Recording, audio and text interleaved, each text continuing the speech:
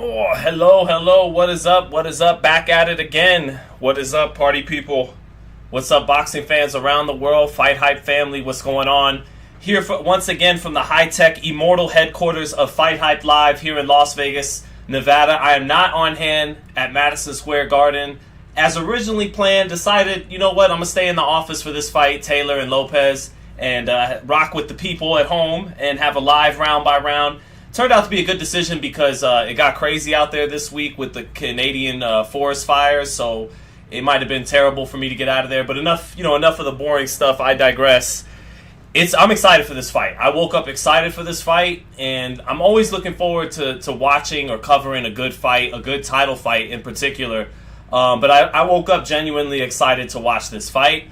A lot of people are expecting Josh Taylor to win tonight. Once the live round by round start, we call the action right down the middle, everything as it unfolds. But I'm taking the underdog tonight. I'm thinking Teofimo Lopez wins this fight with his counterpunching ability, and I think at some point Josh Taylor's aggressiveness and his temperament as that tough Scotsman that even though he's tall and even though he has good feet and he has a good jab, I think he's going to want to exchange and bang with Teofimo a little bit more than is to his benefit. And at some point, I think Lopez, who's at his best as a counterpuncher, not as a guy coming forward on the front foot, but he's best when he has a guy wanting to come and fight and come after him. I think Teofimo, with his athleticism and explosiveness, counterpunching, he could find the openings against an aggressive Josh Taylor tonight. But we'll see, Ring Magazine had 21 writers, fighters, experts, trainers polled, and all 21 of them picked Teofimo Lopez. He's the betting favorite slightly, at the odds makers like Las Vegas tonight, William Hill, BetMGM, all that stuff. So we'll see. But I'm excited.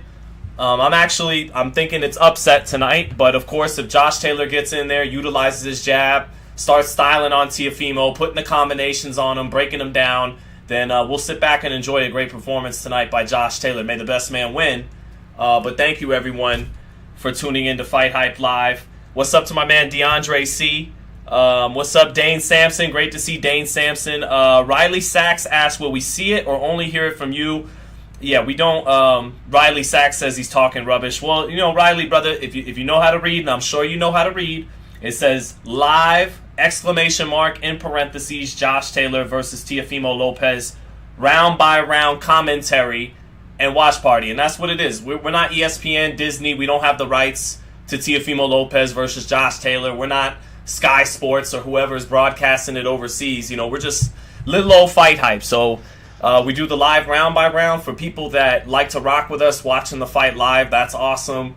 And then for the people that are at work or they're out on a Saturday night and they just don't got access to watching the fight, so a lot of people tune in to hear the round by round. We've had former champions like Tim Bradley, Andre Ward, Andre Berto. We've had a number of fighters actually join us for some of these live round by rounds in the chat, so you never know who will come in the chat. But want to give a shout out to Riva Foosball, who's been in a number of these chats with us. Of course, Dane Sampson saying, Sean, who do you think would have won if Stevenson and Kovalev fought for undisputed? I would have to say I would have gave the edge to Kovalev around that point, but Adonis Stevenson with that straight left hand could have easily have hurt Kovalev and won that fight by knockout. But Stevenson, I remember Adonis Stevenson liked to sit back and wait a lot, and he was a little one-dimensional with his straight left hand, but he was so good at it because he was a good athlete, great puncher, trained by Sugar Hill Stewart, Emmanuel Stewart's nephew, schooled well, and knows how to fight long and rangy to get full extension on his back power hand, that straight left, like those Kronk fighters do. But he kind of waited on you a lot to set up that straight left hand. And while he's waiting and thinking, Kovalev's jabbing, getting off first, dictating off that jab, and then jabbing Stevenson out of position, because Stevenson is going to try to work, but, not let that jab mess with his vision too much and eventually walk Kovalev into the straight left hand. But I think Kovalev would have doubled up the jab, would have used his feet. Kovalev had good feet. Would have used the jab to get Stevenson out of position to land his own right hand. I think Kovalev would have won that fight when Kovalev was undefeated. if you would have put Kovalev after the Ward fights in there with Stevenson when he was at his best, I favor Stevenson. But around the time they should have fought in 2014 or so, 2014, 2015, I'd have favored Kovalev for those reasons. Shout out to you too, Riva. Rich Bum says, shout out to FightHype, but put your money on Taylor. And, oh no, actually, hold on, it's a studio audience. But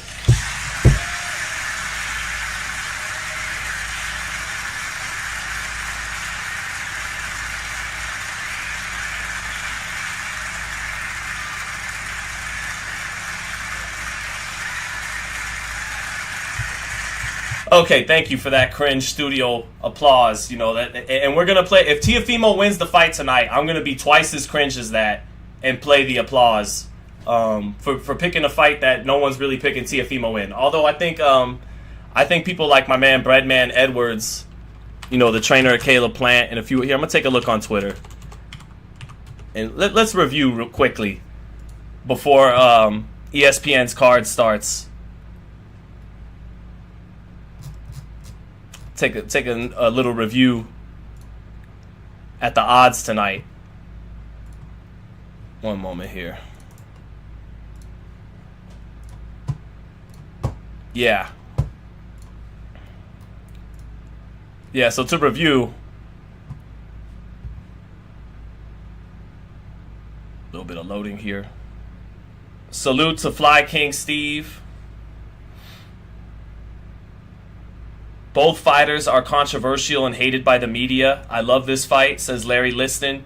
Yeah, Josh Taylor gets a lot of hate because he's not politically correct. He spoke out against things like the pandemic and the vaccines and, you know, numerous other things. He's been caught in some racial animus stories with an Asian bouncer where he used some racial slurs for the Asian bouncer. And just in general, you know, he's a tough macho Scotsman who speaks his mind, and that rubs people the wrong way. And then Teofimo, since losing to Kambosos, has just mentally been literally all over the place. He offers up many a word salad, you know, saying a whole bunch of words that don't really seem to amount to a whole lot logically. So, and that's the big reason I think nobody's picking Lopez tonight, is they just mentally don't trust him. It's not the physical talent, and you'll see a lot of the comments here with everybody picking Taylor. A lot of it is mental as to why people think he wins tonight. But just to review, they polled 21 people, including Hall of Famers like Steve Farhood, matchmakers like Jolene Mazzone, who worked for main events. Someone was asking about Adonis Stevenson and Kovalev. Jolene Mazzone helped matchmake Sergey Kovalev's career. Jose Zepeda, who's one of the best in the division, he's got Taylor by points. Tim Bradley, you know, along with Andre Ward, probably the best analyst in commentary right now on television, and he's got Taylor, and he's always been high on Teofimo.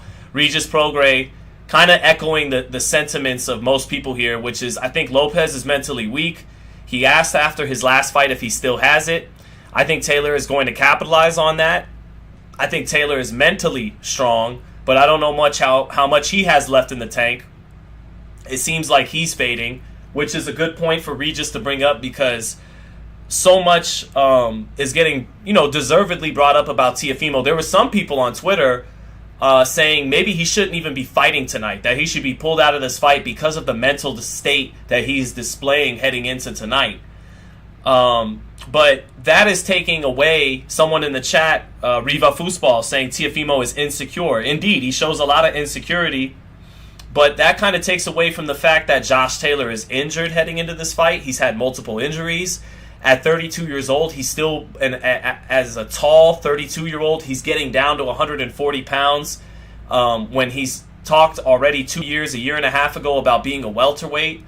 He's had injuries. He's coming off a fight most people thought he lost, and that fight was well over a year ago, last February. So all the talk of Teofimo is taken away from some of the things going against Josh Taylor heading into this fight.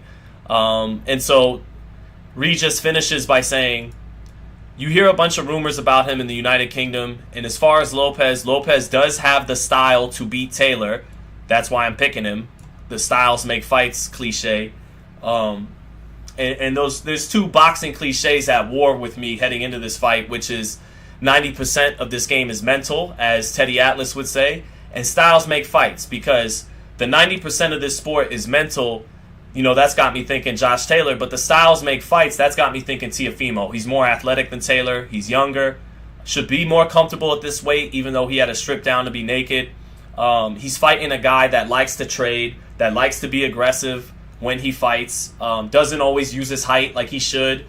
I think it's a good style matchup for Teofimo. Lomachenko was an aggressive southpaw that he was an underdog against.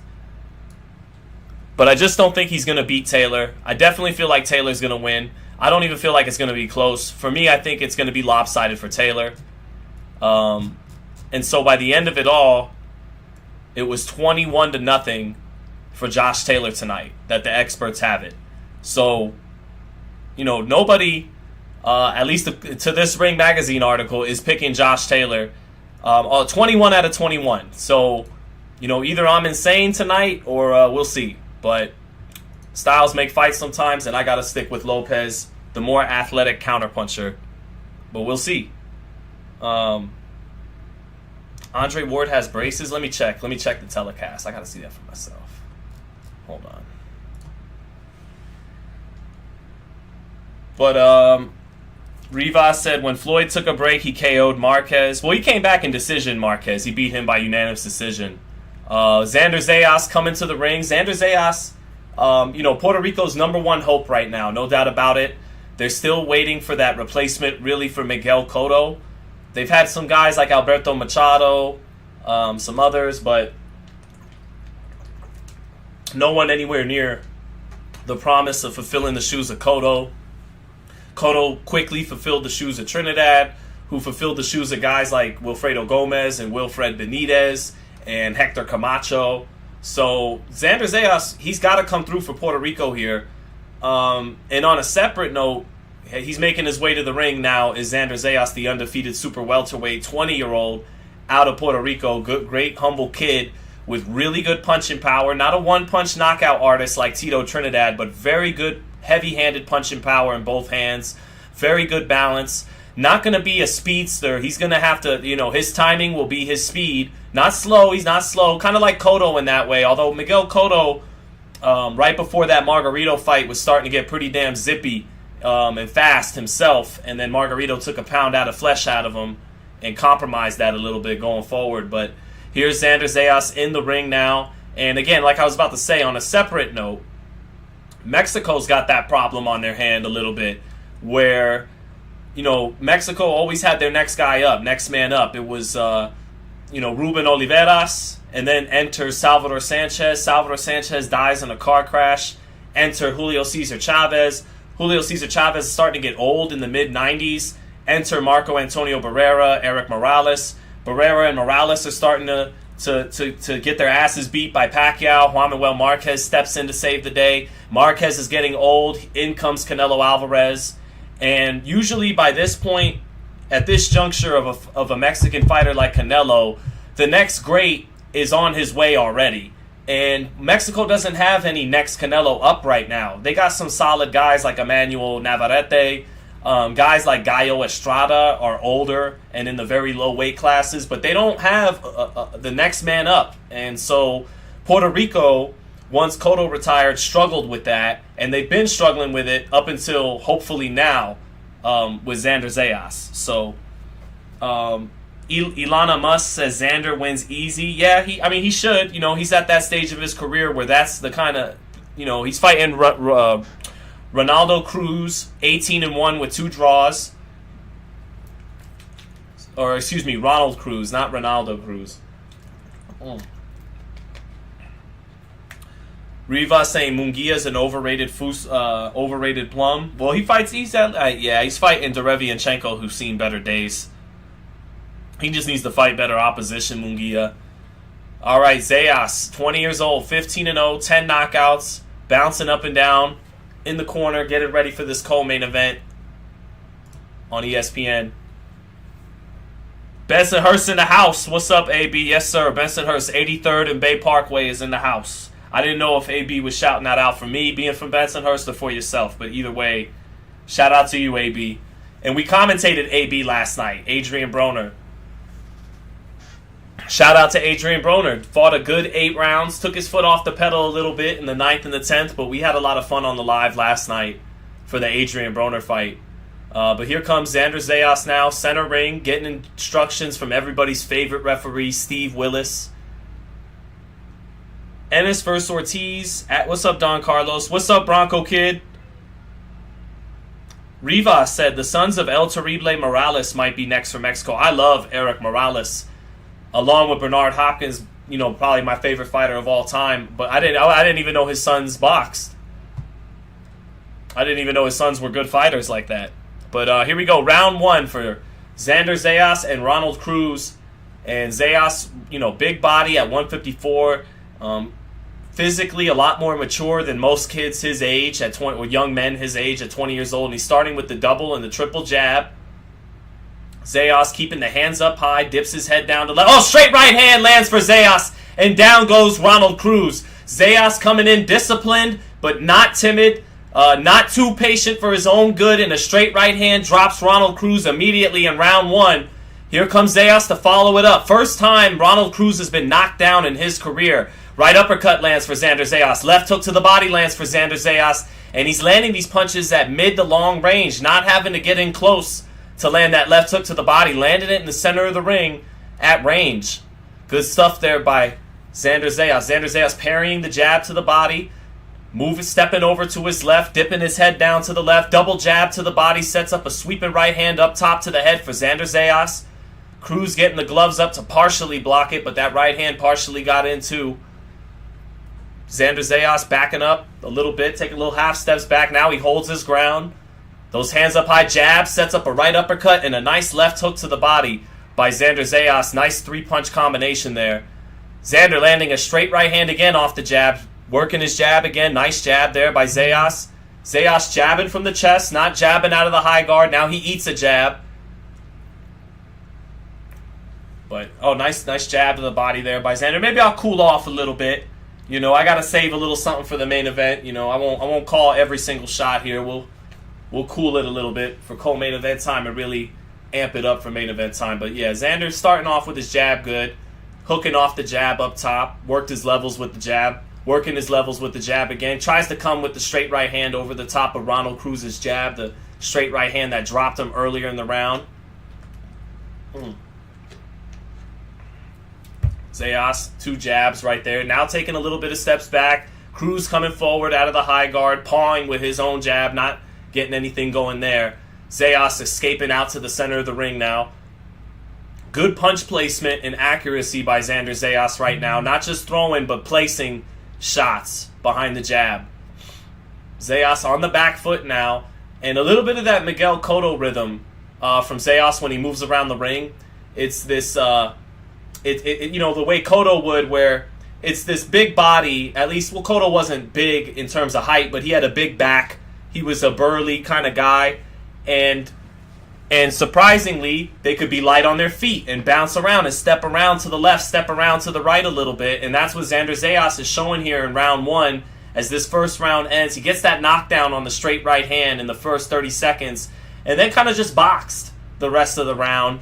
And the way his rhythm, the way he moves laterally reminds me a little bit of Cotto in that it's this, you know, wide frame, big back that's moving around pretty good, you know.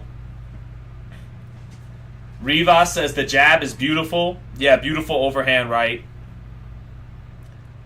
Yeah, that was nice stuff by Xander Zayas there. Good timing. Like I said, his timing is going to be his speed a lot of the time. Beautiful timing and anticipation of Ronald Cruz's jab. Cruz came out with the jab, and Zayas expecting it, you know, took a little dip down and then came over the top with that right hand off the dip, dipping down away from the jab, and then in one motion coming back with the straight right hand over the top of it. And he drops Ronald Cruz. And that's good stuff by Xander Zayas because counterpunching is getting to the advanced level of boxing. You know, it's one thing, it's a great thing to get off first and to land and get off first. But the next level is, you know, punching in between punches, counterpunching, things like that. And that's what Zayas showed there against the slow, ugly jab of Ronald Cruz in round 1. Here we are in round 2 now. AP the Great said Miguel Cotto's signature win is Paulie. I disagree with that. He's definitely got... AP the Great says Cotto was so overrated. AP the Great, Adrian Peterson wasn't overrated. So I give love to you for your screen name. But I disagree. Cotto, his best win to me is Sergio Martinez. And I know Martinez had one leg. I know Martinez probably should have lost the belt to Martin Murray in Argentina, his fight before that. But as it stands, man, Sergio Martinez was the lineal middleweight champion. The same middleweight champion Bernard Hopkins was, that Ray Robinson was, that Marvin Hagler was. He was the lineal middleweight champion. The beat the man who beat the man who beat the man.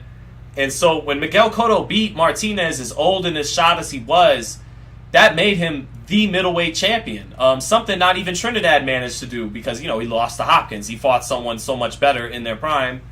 But that made Cotto, I think the only guy who's ever done it from... No. Duran went from 35 to 60. De La Hoya went from 30 to 60. But going from 140 to 160 and winning belts in each of those weight classes, he beat Shane Mosley when Shane still had some gas in the tank. It wasn't a prime Sugar Shane. But Cotto beat a very good Shane Mosley. He beat Zab Judah with some gas in the tank left. Maybe I'm making AP the Great's point. I'm mentioning guys that all were not at their absolute best. But, Josh Clottey was a close fight, but Josh Clottey was very good. And Cotto, I think he had a 10-8 round that pulled it out for him. So Cotto was a great fighter. I just wouldn't really pick him to beat other great fighters. I guess he's at the bottom tier of all-time greats. I wouldn't pick him to beat De La Hoya. I wouldn't pick him to beat Mosley in Mosley's prime. Wouldn't pick him to beat Trinidad or Canelo or Bernard. All those true elites from 147, 154 would beat probably Cotto. But he accomplished so much in his career and gave us so many great fights that he is an all-time great. But meanwhile, Xander Zayas landed some good power shots in this round, taking his time, getting his rounds in with Ronald Cruz, mixing it up with power shots and with boxing, using his jab, not just coming in naked, landing his jab quite a bit. Just as I say, it lands his jab again. 10 seconds left in the second round. High guard from Zayas, but good combination punching here from Xander Zayas. And Ronald Cruz not exchanging with the young man from Puerto Rico. Cruz must have felt, we know he felt that power going down in round 1. And he's staying in front of Xander Zayas, but not exchanging with him, not giving him openings to punch in between his punches. And usually when a guy is handcuffed, it's because he's felt the power or he's a little gun shy. And that's what Ronald Cruz is doing right now through 2. AP the Great says, lost to Manny, Floyd, Canelo, Duck, Triple G. He overrated, bro. But no one would rate him as better or as great as Manny or Floyd. I'm just saying he's definitely a Hall of Famer in his own right. 4-division champion. I think he's Puerto Rico's only 4-division champion. So he's a great fighter. He didn't make the Hall of Fame in his first ballot. He's actually a second ballot Hall of Famer, and I thought he got fucked out of that a little bit. But we'll agree to disagree. AP the Great. Let's keep it positive. We both love Adrian Peterson. We both know that Adrian Peterson is the best running back since Marshall Faulk, at least. At least. He might have been better than Marshall. Pure running, probably better than Marshall Faulk, too. But Marshall Faulk, remember, he could catch 1,000 yards in a season on you, too. So, all right, back to round 3 of Xander Zayas and Ronald Cruz. Xander Zayas very active with his jab. And Xander Zayas threw over 70 punches in round 1. Probably equaled that amount in round 2, too. Fighting at a very good pace here behind his jab. 2 short left uppercuts set up a right hand to the body. 2 short left uppercuts up top for Xander Zayas. Sets up a right hand to the body and then a right hand up top. He actually eats 2 left hooks back from Ronald Cruz. Zayas will get touched up by shots sometimes in these fights. His physical attributes don't align with being a great defensive fighter like a Shakur Stevenson, like a Floyd Mayweather. He's going to have to be very offensively proficient to beat the elite. Use that pop in both hands. He's a big, strong kid at 154 that's only going to get stronger. Little bit of bleeding from the mouth of Xander Zayas here after a couple of those left hooks landed earlier in the round, but a little bit of blood in the mouth. Now he eats a jab to Xander Zayas. Double left hook. Left hook to the head gets blocked by Ronald Cruz, but the left hook to the body lands for Xander Zayas. Zayas double jab against that high guard. Getting backed up is Zayas. Jab sets up a straight right hand to the body, reaching with a straight right hand to the body. Zayas taking a little steam off some of his punches, not putting everything on all of them, and a lot of sweat dripping for Xander Zayas already in round 3. Zayas double, triple jab, shoots the straight right hand through the center off of that. Cruz blocking, but some of that splitting the guard, and a bloody nose for Ronald Cruz right now, and a little bit of a bloody mouth for Xander Zayas. Cruz taking the fight to Zayas, and Zayas walking him into 2 body shots. Right hand to the body, left hook to the body there. Right uppercut lands for Zayas in the center of the ring. Left hook to the body lands for Xander Zayas. Sweeping right hand to the body along with a left hook to the body. Zayas trying to throw a double left hook after that to the body and to the head, and a sweeping right hand up top, all in the center of the ring. Good punch output there from Zayas, but Cruz very, defensive-minded despite coming forward or standing in front. He's very concerned with that high guard, not trying to open up an exchange too often here. Trying to block what's coming back, and then when Zayas tries to rest, that's when Cruz is trying to get a little bit of offense in. Cruz smiling at Xander Zayas as he covers up and tries to block a lot of Xander Zayas' combination punching with 20 seconds left. Zayas ate some shots this round himself, but definitely won it. Definitely up 3 rounds to nothing, and with the knockdown in round 1, 30-26. But Thunder Lips, brother. What's up, Thunder Lips? What's up, Mr. Quake? Scott Rucalba says Mayweather's the best. He beat Canelo easily. Riva Foosball says Zayas looks like he's gassed. That's what I mean. He had a lot of sweat, perspiring off his back already. Like, damn, you already look like you're in round 7 or 8 or 9, and it's only 3. And your body's already showing a little bit of signs of fatigue in that regard. But, he's up 3 rounds to zip. Caleb says only 2 fights on the main card. I believe so. I believe we're just calling co-main, and then we're going to rock with the main event, T.O. and Taylor. I can't wait to call this fight, guys. I can't wait. Let me make sure here that we don't have another fight after this on our ledger. Let me see here. Yeah, this is it, fellas. Ladies too. This is it. This is co-main. So after this, we're moving right into the Angry Casual Fan said, "What's up, Angry Casual Fan? Good to see you in the chat. Oh, always Thunderlips, brother. I love having you in the chat, bro. I depend on you guys. Fire in my bones. We don't got fire in my bones yet. I think the Bronco Kid was in here earlier. We got to get the Bronco Kid in here. We got to get the regulars in here. They'll be here. They'll be here for main event time. But Angry Casual, what was that? Angry Casual Fan? Or what was it? The Angry Casual Fan. You remind me of the Angry Video Game Nerd. That's an awesome name you got going, the Angry Casual Fan. But you're right. Zayas maybe could have slowed it down a little bit, picked his shots, but he's young. And, he eats a jab there, trading jabs with Cruz. Cruz coming in behind the high guard, and Zayas double jab, opens up a left uppercut that shoots through the center of the guard. Left hook gets blocked, but then a sweeping right hand to the body lands for Zayas, and more combination punching up top. Left hook to the body sets up a straight right hand. Cruz smiling in the high guard, catching a lot of the punches on the high guard, but some of them split through too. Anytime a fighter often just relies on the high guard and doesn't flex his upper body, doesn't do different things defensively, a proficient fighter is going to split the guard with some of those shots I'm calling. Cruz coming forward still, behind that high guard. Very slow, Ronald Cruz. Zayas, not the fastest guy in the world himself. Not slow either. Kind of like Cotto in that way, but Zayas working behind the jab. Sometimes doing some, wise punch selection, right uppercut up top to make the guy keep his hands held up high, and then you dip that left hook to the body. Zayas at times with good punch selection. At other times, just a little bit off the mark. minute left in this fourth round, and it's all Xander Zayas. Cruz just being a tough veteran, not giving up anything cheap, and, you know, extending this kid some rounds, busting his mouth up a little bit with the occasional jab, the occasional sneaky right hand when Zayas is forced to reset after his own combinations. 30 seconds left. Zayas hooking off the jab after throwing 2 or 3 jabs up top into the body, working his levels with it in the center of the ring. Cruz continues to come forward behind that high guard. Nice little short left hook to the body.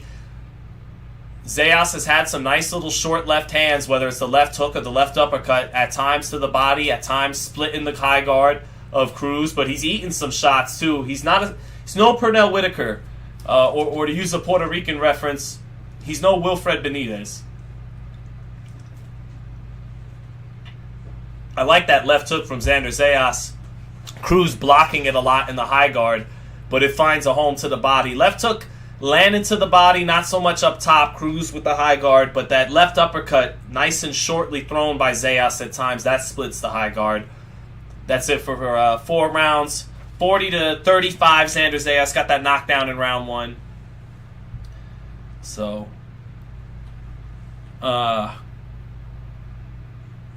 Hector Alvarado says, how many times you get called Drake Bell a day? I would say it just happens every time an interview goes up on FightHype that people could see my face in. So, I'll say a couple times a week. Hector Alvarado. I'll say a couple times a week. Reek Havoc says the host is so weird. Well, you know, part of that is, you know, we do got some time to kill before main event time.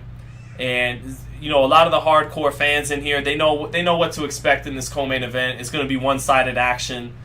Xander Zayas pounding away on Ronald Cruz, who's, you know, game, a veteran. He's in, you know, Top Rank, knows how to match these guys for a reason, to where they're just good enough to extend their young guys some rounds, but it'll be a little less weird in main event time. So, Enrique Luna said, Sean, True School, BT's Panthers are losing 3-1 to Vegas. I'm sorry, Brendan.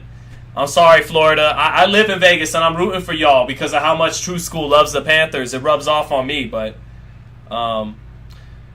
appreciate that, Sleepy. But let me see. Hey, Bronco Kid, what's good? What's good? Bronco Kid in the house. I think I saw Fire in My Bones. Is he in here? Fire in My Bones. What's up, brother?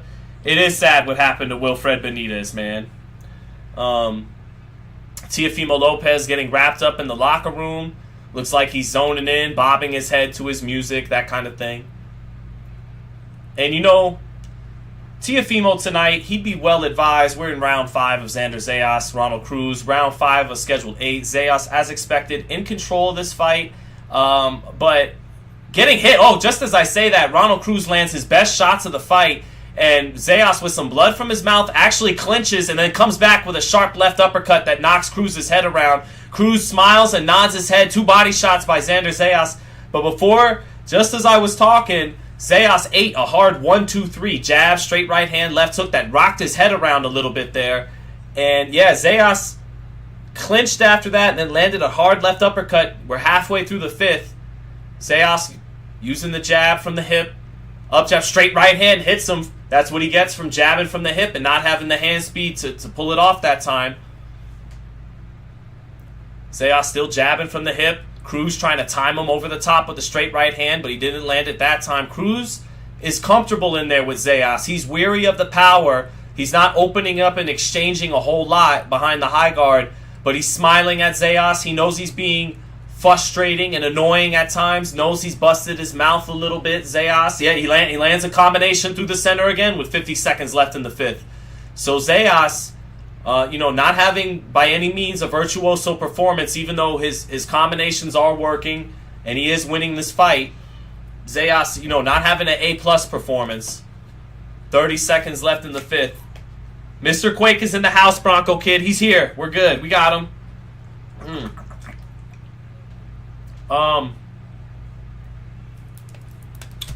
Who asked that? Who asked? Oh, Thunderlips. I'm rooting for Taylor. Who you got, Sean? I'm picking the surprise pick tonight, man. I'm picking Teofimo Lopez because counterpunching. I think Taylor's going to run into something at some point in this fight, to put it simply. Taylor could be winning, but Taylor, his temperament, that macho Scotsman, that, I'm going to kick his ass and I'm going to knock him out between 6 to 8 rounds. He's finished. I'm going to retire. Like, instead of being real intelligent about how he goes about this fight, behind his jab and his height, that's what I think would work best for him. But his temperament, I think Taylor early on will use his jab and his height, but at some point, he's going to want to land some hard leather on Teofimo. And Taylor's offense, you know what? I'll go to the footage we had on FightHype in the short.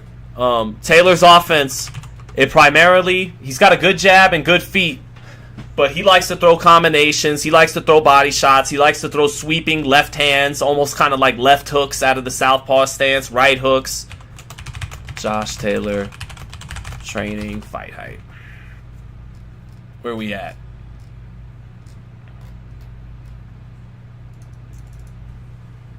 Showed this on the live yesterday.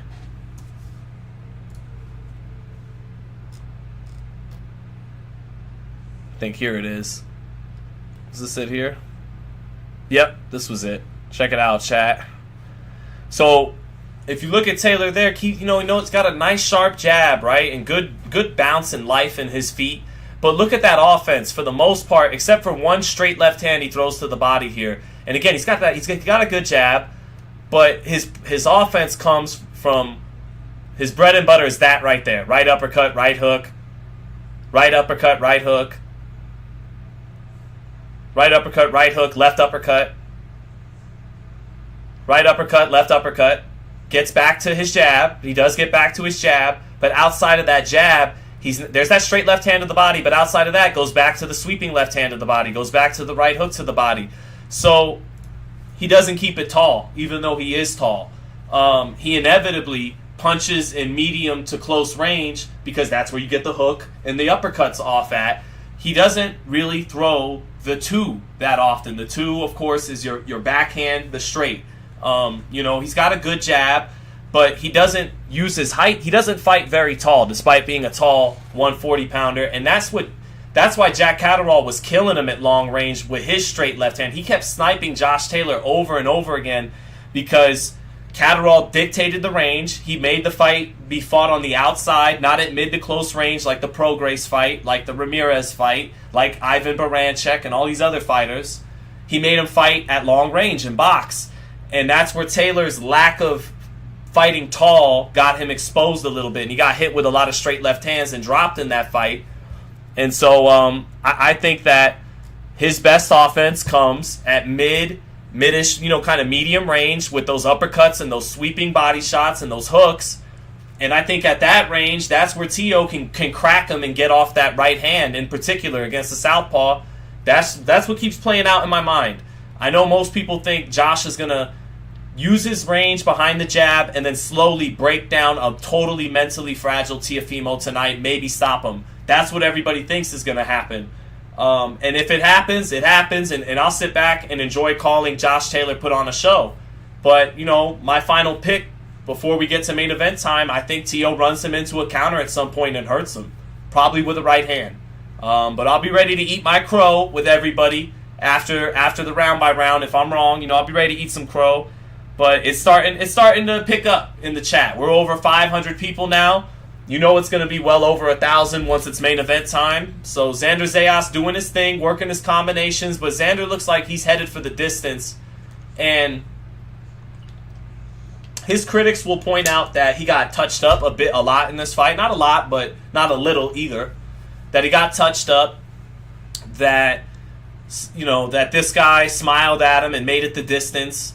And took his best punches. So is he really that big a puncher? But also though, he dropped him in the first 30 seconds of a fight off a right hand. And from that point on, Ronald Cruz decided, I'm not going to punch at the same time he's punching. I'm not going to exchange because that's how I get stopped. And Ronald Cruz got a little gun shy behind the high guard, despite his demeanor of smiling and eating whatever, because a lot, he's not getting hit with anything too clean. He's keeping the earmuffs on and stuff split in the guard and swelling his face up and bloodying his nose and his mouth. But it's not the home run shots that could end the fight.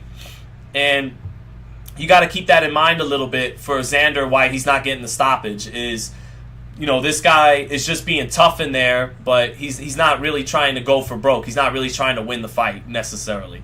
So, Vince Myers says Gervonta, Shakur, and Devin ranked 1 through 3. That is such a tough one because first of all, Tank's the one who's really in his prime. Shakur is entering his prime, and Haney's prime is really yet to begun. But I think after this latest fight with Lomachenko and a move up to 140 is where his prime's really going to start now for Haney. So it's a little unfair to Haney and Stevenson because they're not as finished a product as Tank. But since Tank is the finished product right now, I'm tempted to rate him number 1, although he's not as active with his work rate as the other two. The other two have better jabs than him and have less out-of-the-ring trouble than Gervonta Davis. But right now, at 28 years old, Gervonta's the most complete package out of the 3 in terms of timing, punching power, smarts, toughness, chin, experience against good opposition and all that. I think it's Tank, and then at lightweight, Stevenson, because Haney can't get down to 35 comfortably anymore. But I think Haney will move up to 40, and I think Haney's a favorite against tonight's winner based on how they look. But meanwhile, Zayas with some good combination punchings midway through to the 7th round, and those short left uppercuts split the guard and got Ronald Cruz's attention a little bit. Cruz isn't smiling now. A 1-2 up top sets up a left hook to the body for Xander Zayas. Now a left hook lands hard for Xander Zayas as a 1-2 sets it up, and then the left hook splits the guard on that left hook. Good shot there by Xander Zayas. No smiling from Ronald Cruz on those shots. Double jab for Zayas. The second jab splits the guard. Man, my computer keeps tripping on this. All right, back to it. Left hook to the body by Xander Zayas. Tightens his hands and gets into phone booth range. Right uppercut sets up a left hook to the body again for Xander Zayas. And Ronald Cruz, I think, is a little bit hurt by that left hook to the body. The man keeps fighting in the high guard. Xander Zayas, go to the body. Right hook to the body, sets up a left hook up top. That gets in. The left hook up top lands again for Xander Zayas. He's finding the openings and growing before our eyes. Right hand to the body, sets up a left hook up top. And then a right hand up top lands for Xander Zayas. Cruises against the ropes. Left hook lands for Zayas in combination. Zayas letting the combinations go. 20 seconds left in the 7th. Cruz is hurt. Zayas getting into phone booth range, tightening his hand, tightening his guard. Throws the right uppercut in there. Now he backs out, gets some distance, and lands the left hook. Straight right hand lands off the left hook for Zayas. 1-2 sets up another left hook, and that's it for round 7. Zayas finding the heavy artillery. Good adjustments offensively, good combination punching and pace by Xander Zayas. And good job with his combinations having purpose. One punch, if it's blocked, it sets up an angle for the next shot to land. That's what's great about combination punching. And good stuff there from Xander Zayas in round 7. 1 round left. Hectic Nasty says, what's good, Sean? What's good, brother? Dave Butts says, Haney already in his prime. I mean, he is. He's definitely in his, physical prime. But I think his, compare Tank to even 4 or 5 years ago. Compare Tank to when he was going 12 with Gamboa. Knocked him out in the 12th round, but compare Tank now. Gamboa doesn't see the 12th round. That's what I mean. Tank was in his prime when he beat Pedraza. 6 years ago at 20, obviously his physical prime, his hand speed, his reflexes at 22-year-old, 23-year-old young man, they were on fire. He's in his prime physically, but the seasoning you get at the top levels, Tank now is significantly better than the guy who let Gamboa get all the way to the 12th. That's what I mean by Haney and Stevenson aren't really in their prime in a way that Tank is right now. That's what I mean. Evander Holyfields, thank you for the super chat, brother. Thank you, brother, for the super chat. Appreciate that, my man. Who said that? Shout out to the Dreamcast behind you, Sean. Absolutely, Evander Holyfields. Absolutely. The Dreamcast is the staple of the Fight Hype lives. The Dreamcast goes nowhere. The Dreamcast stays, as does the big, ugly CRT TV to play the Dreamcast on. But round 8, Xander Zayas, 2 minutes left in this round. Digs down with 2 body shots and then returns to the jab up top. Very educated offense by Xander Zayas there. Xander Zayas has good fundamentals. Doesn't have that Errol Spence-like fundamentals where, he's catching everything on the high guard. Some of that stuff splits. And then Zayas will drop that lead left hand. And if he's going to drop that lead left hand, he'll have to get a little more flexible with the upper body movement. Just as I say that, he dips underneath very nicely from a right hand left hook by Ronald Cruz. Now he gets in close. And he's done some beautiful work with his left hand in this fight, has Xander Zayas. The jab, the left hook to the head, setting up the left hook to the body. The left hook to the body, setting up the left uppercut to the head. And then, of course, he got the knockdown in round 1 off a right hand. So he's got good power in both hands, just not yet a knockout artist. Eats a good right hand about 5 seconds ago from Ronald Cruz. In between all his punches, Cruz got him with a right hand, but Zayas took it well. They trade jabs with about a minute left in the 8th in the center of the ring. And after a big 7th round for Zayas, doesn't look like he'll get the stoppage in round 8 against Cruz. But he did knock that smile off of Ronald Cruz's face in round 7, and it hasn't returned to Cruz's face. Cruz landed a couple of straight right hands this round. Hard jab knocks the head up of Cruz, though, by Zayas. Then Zayas, he working his levels with his combination, sweeps with a right hand to the body, and that brings down the hands a little bit to land a left hook up top. 30 seconds left in the round. Slow. Ronald Cruz got some slow hands, man. Very slow.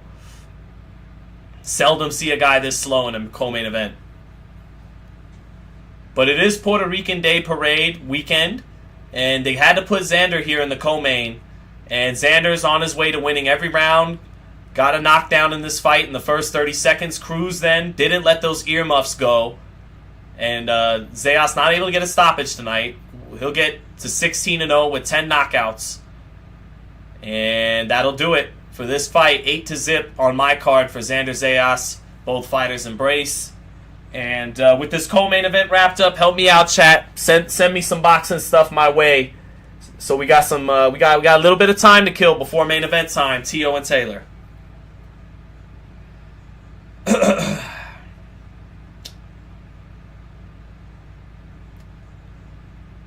Splitwig said 007 on Dreamcast, first multiplayer ever. I thought 007's an N64 game, though. I believe. I think Dreamcast multiplayer was more, NFL Blitz, Power Stone 2, stuff like that. But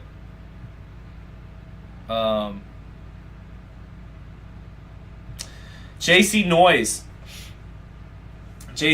says, thanks for this. For some reason, the cable channel I pay through the nose for here in Japan, all the way out there in Japan, brother, great to have you, isn't showing the fight live, so you're helping me avoid the dodgy stream lottery. You got it, JC Noise, and I lock in once it's main event time with it calling the action, so thank you, brother. Matt's Adventures, my brother Matt's Adventures, great to have you, man. Matt's Adventures coming through with the super chat, says, I worry about Teofimo's mental right now. The dude's delusional. Big layoff before Kambosos ruined him, I'm afraid. Josh is about to have a field day. Yeah, and a part of me's worried that we get an Oliver McCall situation with Teofimo tonight, where McCall literally had a mental breakdown, came into tears. Teofimo, it's hard to get a read on this kid as he looks into the camera at dressing room. He flips off the camera, strikes a Bruce Lee pose, and then flips off the camera. Very hard to get a read on this kid right now. Most people are reading into him as a mental midget. Some people were calling for him to not even fight tonight. That someone should pull him out of this. That he's in no mental state to be fighting. Josh Taylor, meanwhile, wrapped up in the living room, in the dressing room, got a good sweat worked up by Josh Taylor. That's so important to not get caught cold. And Taylor looks absolutely ripped in the dressing room and is bouncing up and down. Good hops there by Josh Taylor. Good bounce. At least got a 30-inch vertical from what I could see. But Teofimo, hard to read in the dressing room. The eyes are the window to the soul, and he's all over the place. And that's why people like my man's Matt's Adventures said Josh Taylor's about to have a field day. We'll see, man. Styles do make fights, and I think Taylor, everything could be going to script to Taylor. He thinks he's on his way to getting his 6th, 7th, 8th round TKO, and then boom! Being a little too aggressive, exchanging a little bit too much with a kid who really can counterpunch if you keep coming to him. And even though people have questions about the power at 140, you tell me who you think hits harder, Teofimo Lopez or Jack Catterall.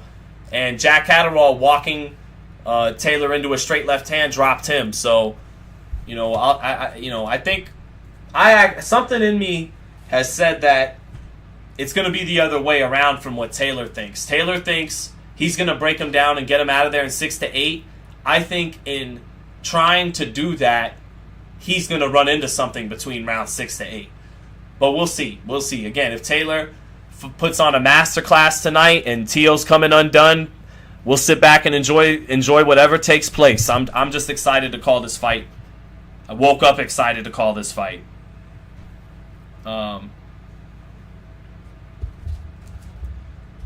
Wasted Talent says not the eyes, it's the tongue, meaning all the crazy things Teo has been saying, not the look in his eyes, I think.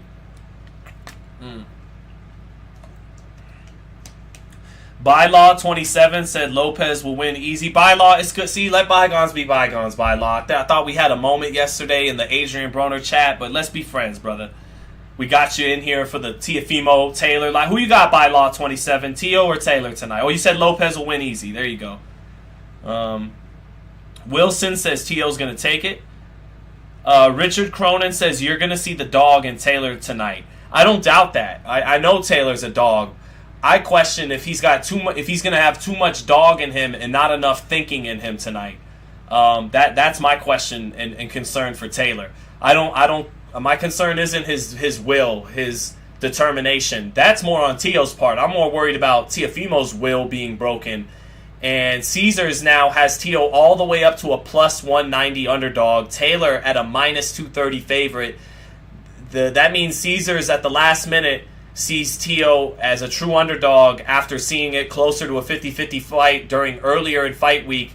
Now that the moment of truth is upon us, they have Teo almost a 2-1 underdog now. So Josh Taylor looks ready to go in the dressing room. Got his cup on now. He's ripped up and shredded, and the man looks ready to fight. And the man looks strong at 140. His body looks better than it did when he fought Jack Catterall. Both of these guys have only had 19 professional fights. Josh Taylor 19-0, Teofimo 18-1. Taylor's last 6 opponents, a combined 133 wins with no losses and no draws. The Bronco Kid said, Sean, what blogger? My brother Bronco Kid said, what blogger am I fighting in a celebrity boxing match? Whoever they pay me for. I can't turn down the money. My wife found out my wife is pregnant with our second baby today, so I could use a big check in an influencer fight. So, Bronco Kid, I'll let you Al Heyman this thing. You set up the fight, negotiate me a badass purse, and we'll fight one of these bloggers. I'm with it. I got a second kid on the way now. Marshall Z said, Sean, do you think that Nakatani is the KO of the year with that beautiful left hand? Yeah, so far it is the knockout of the year. I'm trying to think of a few others. No. I don't think it's Nakatani. I think it's Mendoza Fundora because Mendoza was a big underdog. Nakatani, I knew was going to knock out Maloney in that fight. I was telling everyone all week about his left hand. But Mendoza, I didn't see that coming. I thought he was getting stopped and broken down, and then that left hook was a monster. To me, the knockout of the year is Mendoza over Fundora right now. Who said this? Punk Monk said, did I peep Tupac's biological father coming out? Who's his name? Billy, not Billy Graham, but his dad's name is Billy something, right? And you probably are asking that because I got the Pac plaque in the back. You can't see it on screen right now, but I got the Tupac plaque in the back from what was it, the 15th anniversary of his death or something, that when Affini made 750 of them limited. But yeah, man, his dad, he looks just like his dad. His dad is more light skinned than him, but facially looks just like Tupac. And I love Pac. He's the GOAT, but he did embellish. Talking about selling drugs in Dear Mama when he did not sell drugs. He was at art school when he was 17. He wasn't selling rocks, putting money in the mailbox. It talked about, my anger wouldn't let me fall for a stranger, but he knew his biological father was still alive, but he was using artistic embellishment to make a point. And then that song, Dear Mama, was partly written as a tribute to Malcolm X's relationship with his mom, too. So it's not all the way biographical about Tupac's life. But yeah, man, I saw some of the clips of Pac's dad out there. I'll catch up with it and watch it eventually. But it wasn't the first time I'd seen that man and heard him talk. Because I think he visited Pac when he got shot in 94 after the Quad Studio shooting. So anyway, back to the boxing. But shout out to you, Punk Monk. You know I'm a Tupac fan, so I definitely was going to touch on that. Freddie Villegas said, yo, Biggie Smalls is the GOAT. Tupac was an actor. Come on, Drake Bell. Reek Havoc says, do y'all hear this Jew? That's kind of messed up, but I'm not. Not that it matters, but I'm not Jewish, Reek Havoc. I am Italian. Sometimes we get confused, but anyways. No, Tupac's better than Biggie. And I'm from Brooklyn, and I love Biggie, but no, Tupac's definitely better than Biggie. Tupac has like 100 songs. Tupac has good songs that never even made it to some of his albums that were released after he died. You got to go on YouTube and search Tupac Secrets of War OG. Tupac Never Had a Friend Like Me OG version. And he had so many songs about life, and he had a song for every emotion. A song for anger, a song for sadness, a song for love, a song for partying, a song for this, a song for that. Most versatile, heartfelt rapper ever, all that stuff. And then he had weird spooky shit like Hail Mary that no one else can duplicate, and then prophesized his own death and all kinds of things. So Pac's the best. But what's up, Raphael 32? Bomani says, what part of Brooklyn was I from? Bensonhurst, Guinea Land Central, where all the Dagos and Wops lived. But, all right, here we go. Main event time. Enough talk about hip-hop and all that and all the other stuff. Almost 800 people in the chat. Man, Tio and Taylor, they got to get their... Oh, no, we got 17 minutes still. My man, Mark Kriegel, he's doing what I'm doing right now. He's filling airtime. We got 17 minutes still, but we got to get the numbers up, man. There was more people here for Adrian Broner last night. We had 2,500 people in the house for Adrian Broner. Ken J. Theobald said, Unconditional Love. From Tupac, favorite Tupac. Yeah, that's what I mean. He had songs like Unconditional Love, songs like Life Goes On, that are just unmatched. They're so heartfelt and not cheesy. They're real. And then he has songs like Against All Odds that are surreal, where he's calling out every rapper that goes on to become famous. He's kind of implicating them in this whole Illuminati thing. And if you read between the lines, he's saying Dr. Dre and Puffy and Jay-Z and Biggie and Nas and all the guys who coincidentally went on to reign after his death for the next 25 years.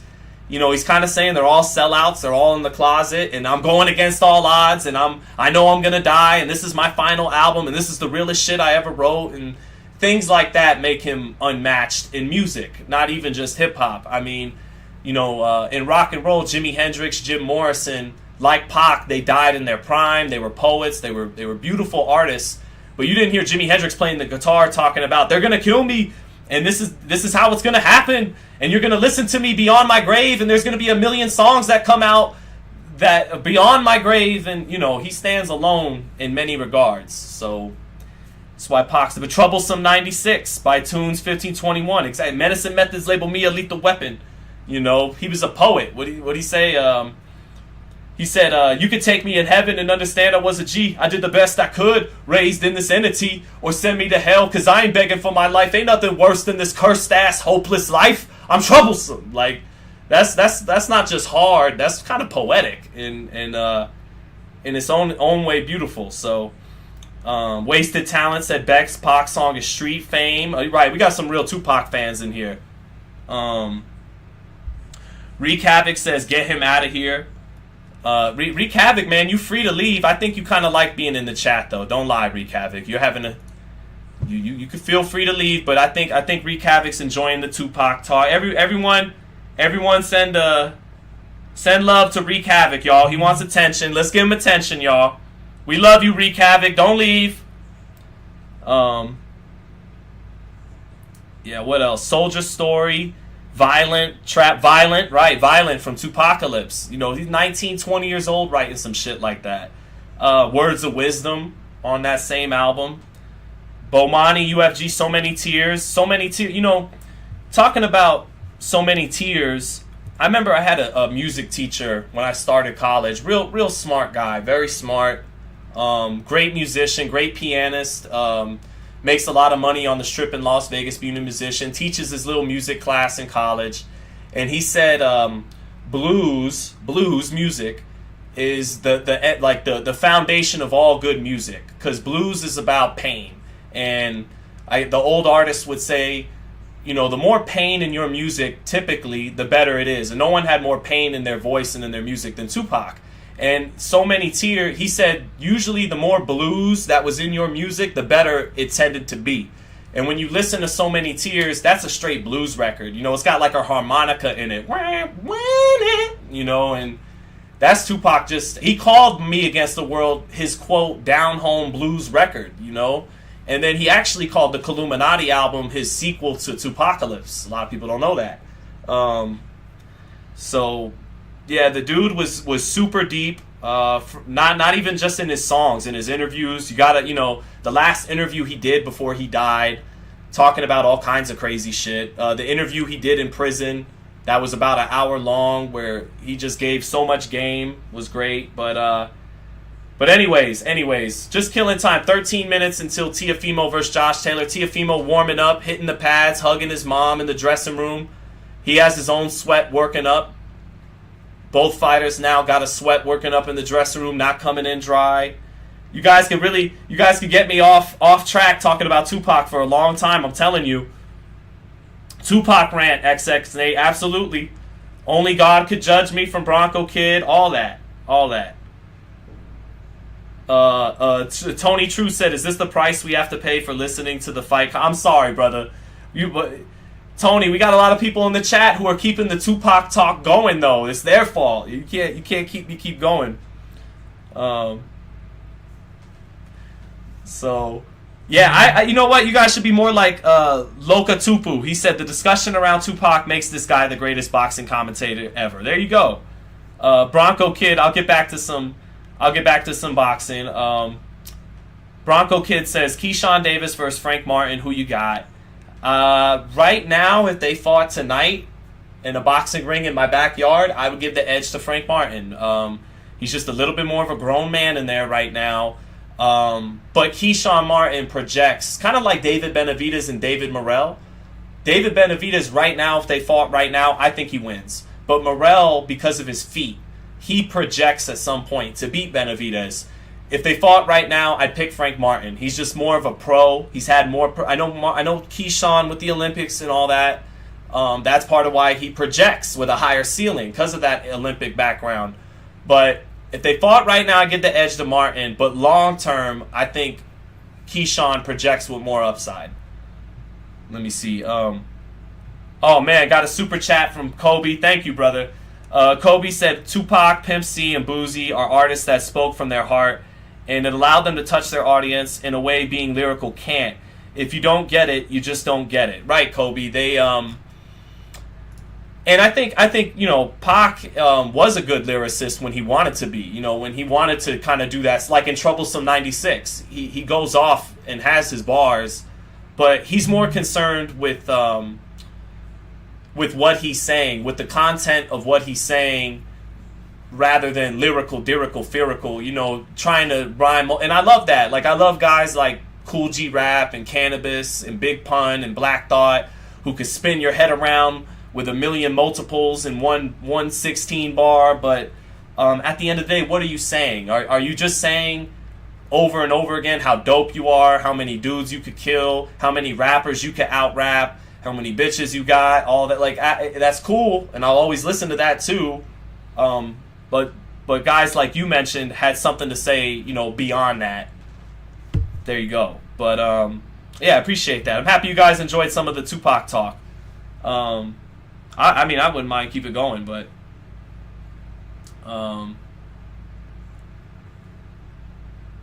Marky Love, are you playing Street Fighter 6? Yeah, I'm playing it. Yeah, MC Breed featuring Tupac. Gotta get yours, gotta get mine. Great song. And what I love about that song is Tupac in the music videos kind of just laying low, playing he's not trying to take all the shine from MC Breed. He's just, and then it's cool that he's even on a song with MC Breed, who's not really a mainstream rapper like that. Pac was always showing love to the underground, Goody Mob, Craig Nice and Smooth. He would have, you know, even having guys like Redman. Redman's not underground, but being this West Coast rapper, having Redman and Method Man on Got My Mind Made Up, and had Spice One, all those Bay Area legends. He fucked with E40 before E40 was really E40. So yeah, Pac was the shit, man. Tim Bradley now, they're showing Tim Bradley and Carl Froch getting inducted into the Hall of Fame in Canastota this weekend. And it's Tim Bradley, Carl Froch, and Rafael Marquez, the little brother of Juan Manuel Marquez, who all got in. A little bit of a weak class compared to last year. I mean, last year was insane. Floyd Mayweather got in, Andre Ward got in, Bernard Hopkins got in, Vladimir Klitschko got in, Rafael Marquez's big bro, Juan Manuel Marquez, got in. Last year was insane. But shout out to Tim, Carl Froch, and Rafael Marquez. If I had to rate the three of them in order, I'd probably go Froch 3, Rafael. Oof. It's tough to pick between Rafael Marquez and Tim Bradley. How do we rate those three, chat? Tunes 1521, Blasphemy. Amazing song. That's what I mean. Blasphemy is a perfect example of why there's no one else like Tupac. Blasphemy is just an insane song. He's talking about people in Jerusalem waiting for signs and all kinds of stuff. And yeah, so I didn't see the Sonny Edwards fight yet. I didn't see it. Why are you laughing, S. Drone's Connection? He's laughing at the fact that Bradley's a Hall of Famer. Come on, man. He beat Juan Manuel Marquez. Fairness. All right, if you thought the Pacquiao fight was bullshit, but he beat Juan Manuel Marquez after Marquez slept Pacquiao. You know, that is a huge win. He unified at 40. He beat Alexander at 40 when Alexander was undefeated. He beat Lamont Peterson when he was very good. Kendall Holt, you know, had that great fight of the year with Provodnikov. I think in the modern era, Bradley gets into the Hall of Fame.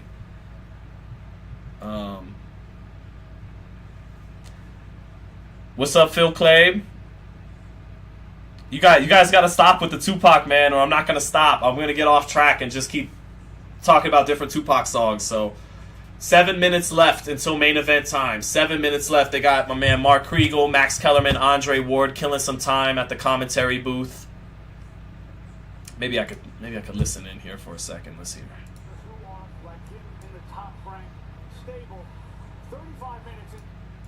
Let's see. And we don't want to get copyright. Who's my top 3 pound for pound all time? Oh, that's tough, man. Sugar Ray Robinson is definitely in the top 3. It gets tough, man. I mean, Henry Armstrong's up there. Floyd Mayweather's up there, you know. And I'm not this Floyd, like, fanatic, you know. I have questions about him. You know, Shane Mosley almost knocked you out at 38 years old with that right hand. If he was 28 years old, he'd have 100 more arrows in his quiver. He might have knocked you out.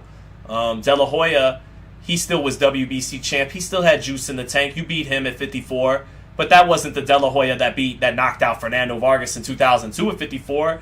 He might have won 2 or 3 more rounds and eked out a split decision against Floyd. But when it's all said and done, his resume is sparkling. He's got a who's who of names on his record.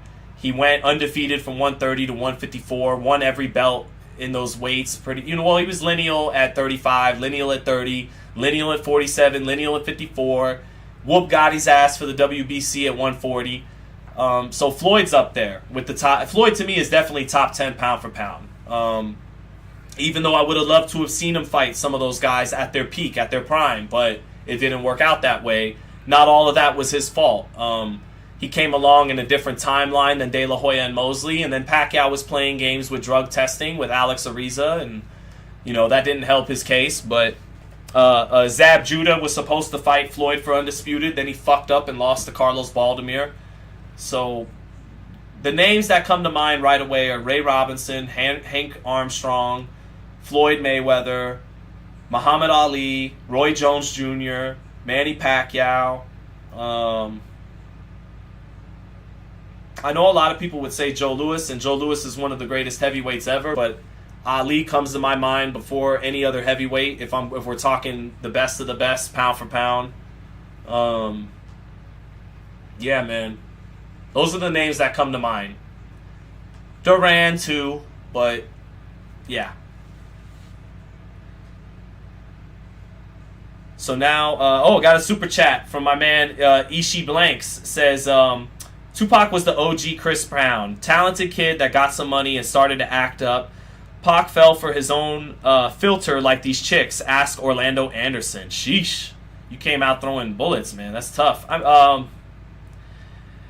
Man, Pac's an interesting story, though. The man had the FBI surveillancing him the night of his death, and yet they don't know who killed him.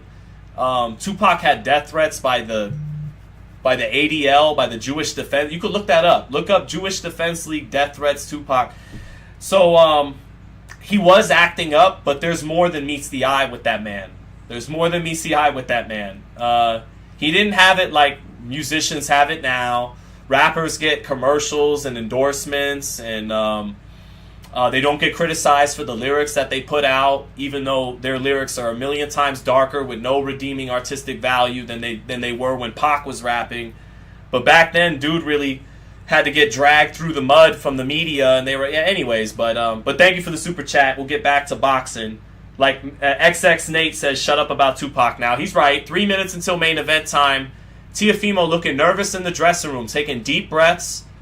Doesn't look, now he stares into the camera, and he keeps staring into the camera like he stared at Josh Taylor yesterday at the weigh-in. He stares as if to say, we're talking about Pac so much. He's staring as if to say, I want you to feel my pain, to look in my eyes and see what. And actually, Teo's got Walt Disney. He's got Disney on the back of his robe and Bud Light.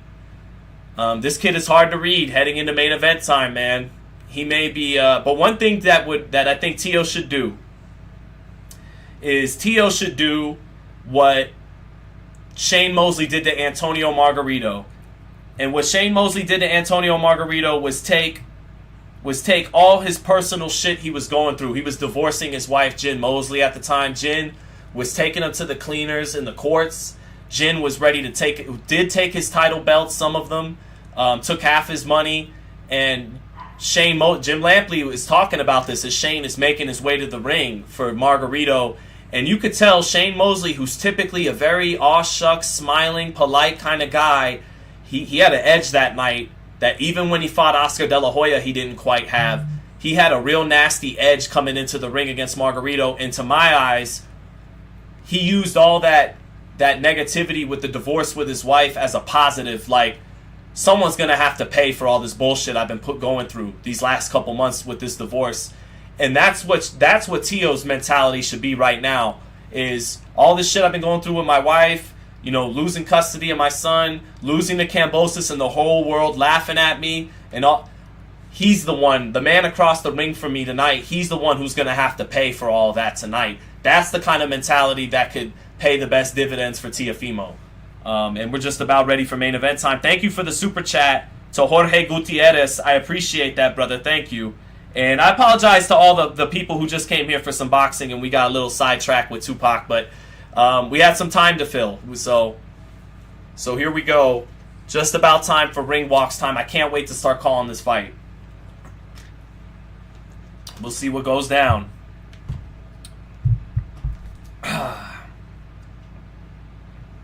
Stay Sharp says, well, that, and he just saw a block of plaster fall out of Margarito's glove. LOL. Right? No, I hear you, but I think it was. I think Shane was gonna do that. Was ready to do that to Margarito no matter what that night. I don't think he was pissed off like, I can't believe this guy tried to put plaster in his gloves. I think that helped, but I think Shane was just in the right kind of nasty mood that night for that fight. And I think he used some of that negativity surrounding his divorce and turned it into a positive. I'm gonna take out all all this shit inside of me on this guy standing across from me, rather than let it destroy me. And that's what Teo's got to make work for him tonight. All these people, those 21 out of 21 experts that picked against him, all the fans who say he's delusional, he's a mental midget, that have been mocking him ever since November of 2021. He can turn all that negative back into a positive tonight.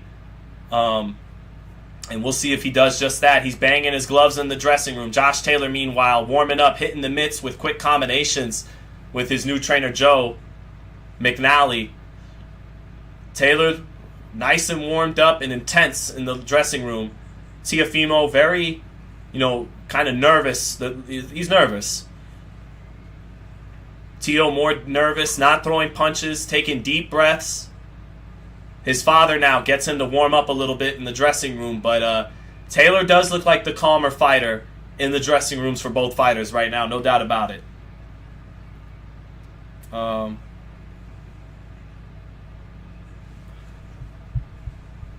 What's going on? Oh, Jaime Munguia's getting rocked a little bit. Let me see.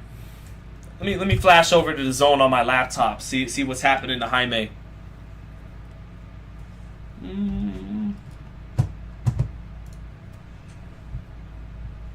Derevianchenko, man, he's seen better days too. Come on, Munguia. Yep, I see it. Yep, they're down there. What round? Let me see what round they're at. 2, I think. Let me see. 6, all the way in round 6, Munguia and Derevianchenko. God, Munguia is so much. He's a big, even at middleweight, even coming up from 54. They just put Munguia in there with somebody already, man. They should have put him in there with Andrade at 160. Andrade would have been killing him for 4 or 5 rounds, but Andrade, he slows down after that, and he might have been Munguia's, but Chris Mannix got him down 3 rounds to 2, I see. But then again, he could have just been outclassed by Andrade, and he would have been for 4 or 5 rounds, but after that, it could have been a problem for Andrade. Oh, he's getting countered by the left hook there by Derevianchenko. Derevianchenko getting underneath that 1-2-3 fight by Munguia and then popping his head back up with his left hook, and he landed it there in the 6th. And we're just awaiting main event ring walk time for Teofimo and for Josh Taylor. So we shall see. Michael Morgan said Sonny Edwards won easily. He's by far the best flyweight. I don't think he beats Man Rodriguez, but he is a good fighter. With good speed, good skills, good feet. He's a good fighter. He's not just all lip. He's not just all mouth, Sonny Edwards. He's a good fighter. I don't think he beats Bam Rodriguez, though. Giovanni Diamond, what time is main event, champ? We're almost there, brother. Almost there. I think after this next commercial, it's ring walk time. Thank God. I wouldn't trust the zone commentators' cards. Yeah, they could be off sometimes.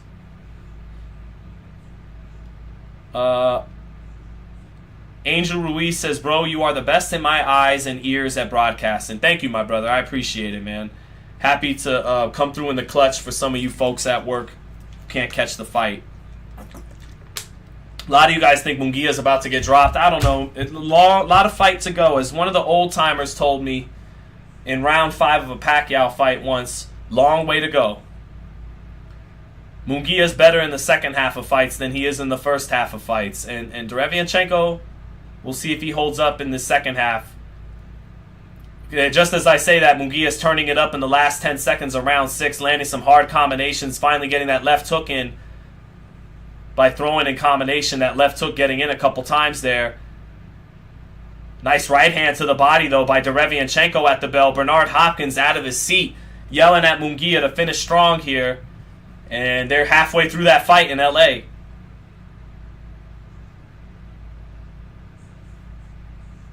So, all right, come on now. It's T.O. Taylor time. Let's go. I've been waiting all day to watch this fight. Work with Lampley, man. I would love to work with Jim Lampley. He's the man. Jim Lampley's the man. I wish, brother. I wish. Stay sharp. Thank you, brother. I appreciate that, man. Oh, you muted the TV, Thunderlips. You're a real one, brother. You're a real supporter for that, brother. Hussein says, how did I score Loma Haney? Extremely close fight. Not a robbery, but, disputed and controversial. I thought it was either 114-114 or 115-113 Lomachenko. That was my card. But not a robbery. Very close fight. Very good fight. Excellent fight. One of my favorite fights of the last 5 years, Haney and Lomachenko. That was fought at a very high level of athleticism and skill. Had a lot of ebbs and flows, shifts in momentum. So, great fight.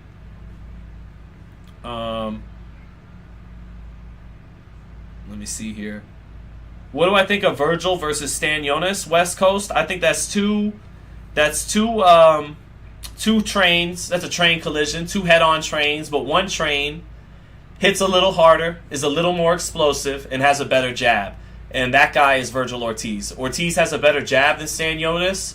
Stanionis is a strong guy, but Ortiz a little stronger, a little bigger, and punches a little harder. And then he's got the better jab to set it up in between those exchanges. It should be a very fun fight. It should, styles make fights, and that should be a head-on collision. But I think Virgil Ortiz wins that fight against Stanionis. What's my favorite Jim Lampley quotable?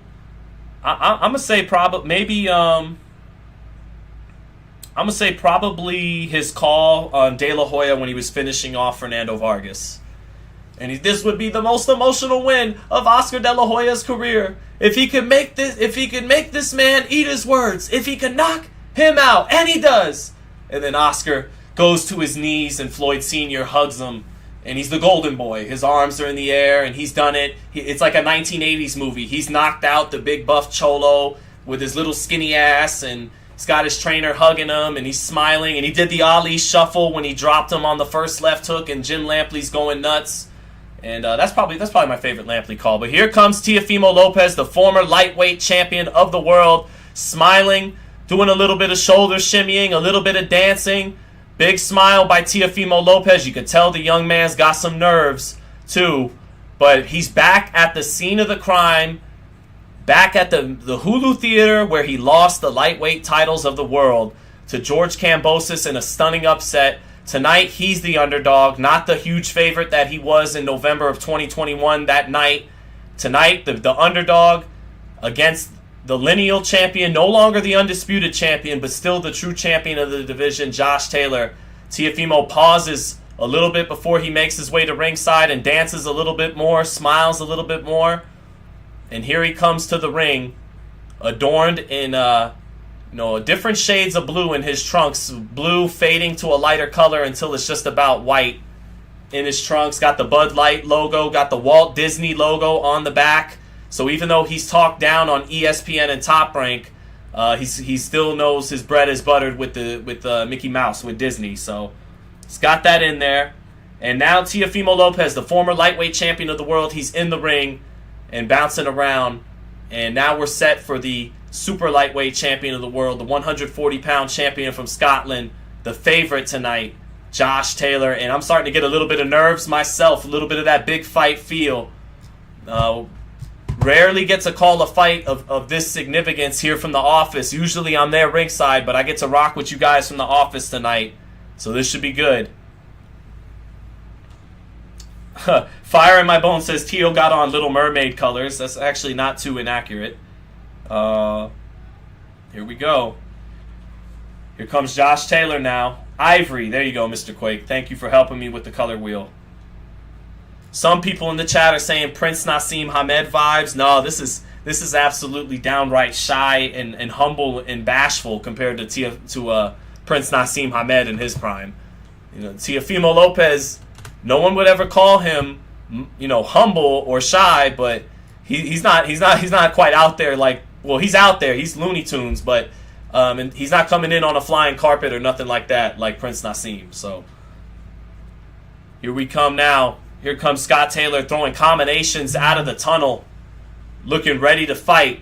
And he's got a lot of Scottish fans there. And Scott Taylor coming in like he owns the place. Taylor, Teo came in very nervous to my eyes with some nerves. But Taylor is coming in confident, more calm, like he's the champ, coming in like he's the man. His wife is clapping up a storm ringside. He's got his fans feeling good. He's moving to his music. Shadow boxing with the smoke around him, filling his entrance. Throwing those uppercuts he's known for. And the super lightweight champ with that same kind of robe the great Scottish champ Ken Buchanan used to wear when he came to Madison Square Garden to fight fighters like Roberto Duran. And here comes Josh Taylor now in a sold-out Hulu theater, looking very confident, looking more confident than Teofimo Lopez, just judging by body language and those kinds of things. But, once that bell rings, a lot of that stuff could go out the window. But to my eyes, Taylor coming in a little more calm, a little more sure of himself and confident against Teofimo, who's got a lot of emotions underneath the surface within him that he'll have to make work for him. He'll have to use all that fire and all that craziness to work for him and not let it burn him alive in there against Josh Taylor, who is pumped up, pumping his fist to the crowd, a sold-out, lively crowd in the Hulu Theater in Madison Square Garden. Here we are. Both fighters are in the ring. Taylor, the taller man, strutting in like he owned the place, and Taylor looks ready to fight. Getting water from his trainer, and he came in like an old-school fighter. Shadow boxing, warmed up, worked up a good sweat, and Josh Taylor looks ready to go. Mark Chinook ready for the ring introductions. Here we go. We ready, chat? Let's go. 1 for Josh Taylor, 2 for Teofimo Lopez. Who do we got, chat? 1 for Josh Taylor, 2 for Teofimo Lopez. Let's see. Monster Chon, thank you, brother. I appreciate that. Appreciate the love. Taylor shadow boxing with his jab. Lopez not throwing punches in the corner. I don't know if you like that. A lot of fighters, they stay warm in that ring. Taylor is doing a great job staying warm in the corner right now. He's throwing combinations. He's moving around. He's working up. He's shadow boxing constantly. But one thing from Taylor, like I was saying before the fight, uppercuts, uppercuts, uppercuts, uppercuts, and hooks. That means he's not always making the best use of his height behind that good jab and those good feet he has. If Taylor's going to keep trying to run his uppercuts and run his hooks, that leaves him at a certain range for Teofimo to land a counter shot at some point. But Josh Taylor is a very ballsy fighter, ballsy man. He's willing to take those chances. Andre Ward says when you're bringing some heat, you're gonna get touched up a little bit more than you would if you're trying to keep it all on the outside. So Taylor's only going to keep it on the outside for so long. He will take chances in this fight, and it's up for Teofimo to be at his counter-punching best when Taylor is opting to exchange. We'll see if he's able to do it. In the chat, we got a lot of ones, a lot more ones than twos. A lot more ones than twos. My wife's in the chat. Love you, babe. A lot more ones than twos. Mr. Quake, I do art. We'll talk about that. We gotta talk about the art after the fight, brother. That's awesome. I didn't know that, Mr. Quake. Mr. Quake, one of our regulars. Shout out to the art grind, brother. So here we go. Main event time. Oh, I'm excited. I'm excited. Let's go. Teofimo takes a quick bow, does all kinds of kung fu motions, and then winds his arm up. And Shoryuken throws it up to the sky. Some Honduras flags in the audience for Teofimo, jumping up and down in the audience. And here we go. Josh Taylor about to get his ring introduction now. All of a sudden, the twos have come in. Michael Mongan, hello from Ireland. How you doing there, brother? Top of the morning to you. Here we go, baby. Main event time. Josh Taylor is shredded and warmed up. Got a great sweat worked up. I'm getting butterflies myself, chat. I'm getting butterflies myself. I'm excited. This is we'll see what happens. Josh Taylor might make me look like a goddamn fool in the next 36 minutes. Taylor jabbing, shadow boxing non-stop in the corner. maybe he's the one with a lot of nerves after all, punching them all out of there. But I like what I see from Taylor here, warming up in the ring. Teo, meanwhile, didn't shadow box much in the dressing room, didn't shadow box once he got in the ring, but Taylor doing what a lot of the old school fighters did, keeping that sweat worked up, heading into the first bell. Here we go. All right, round 1 set to go.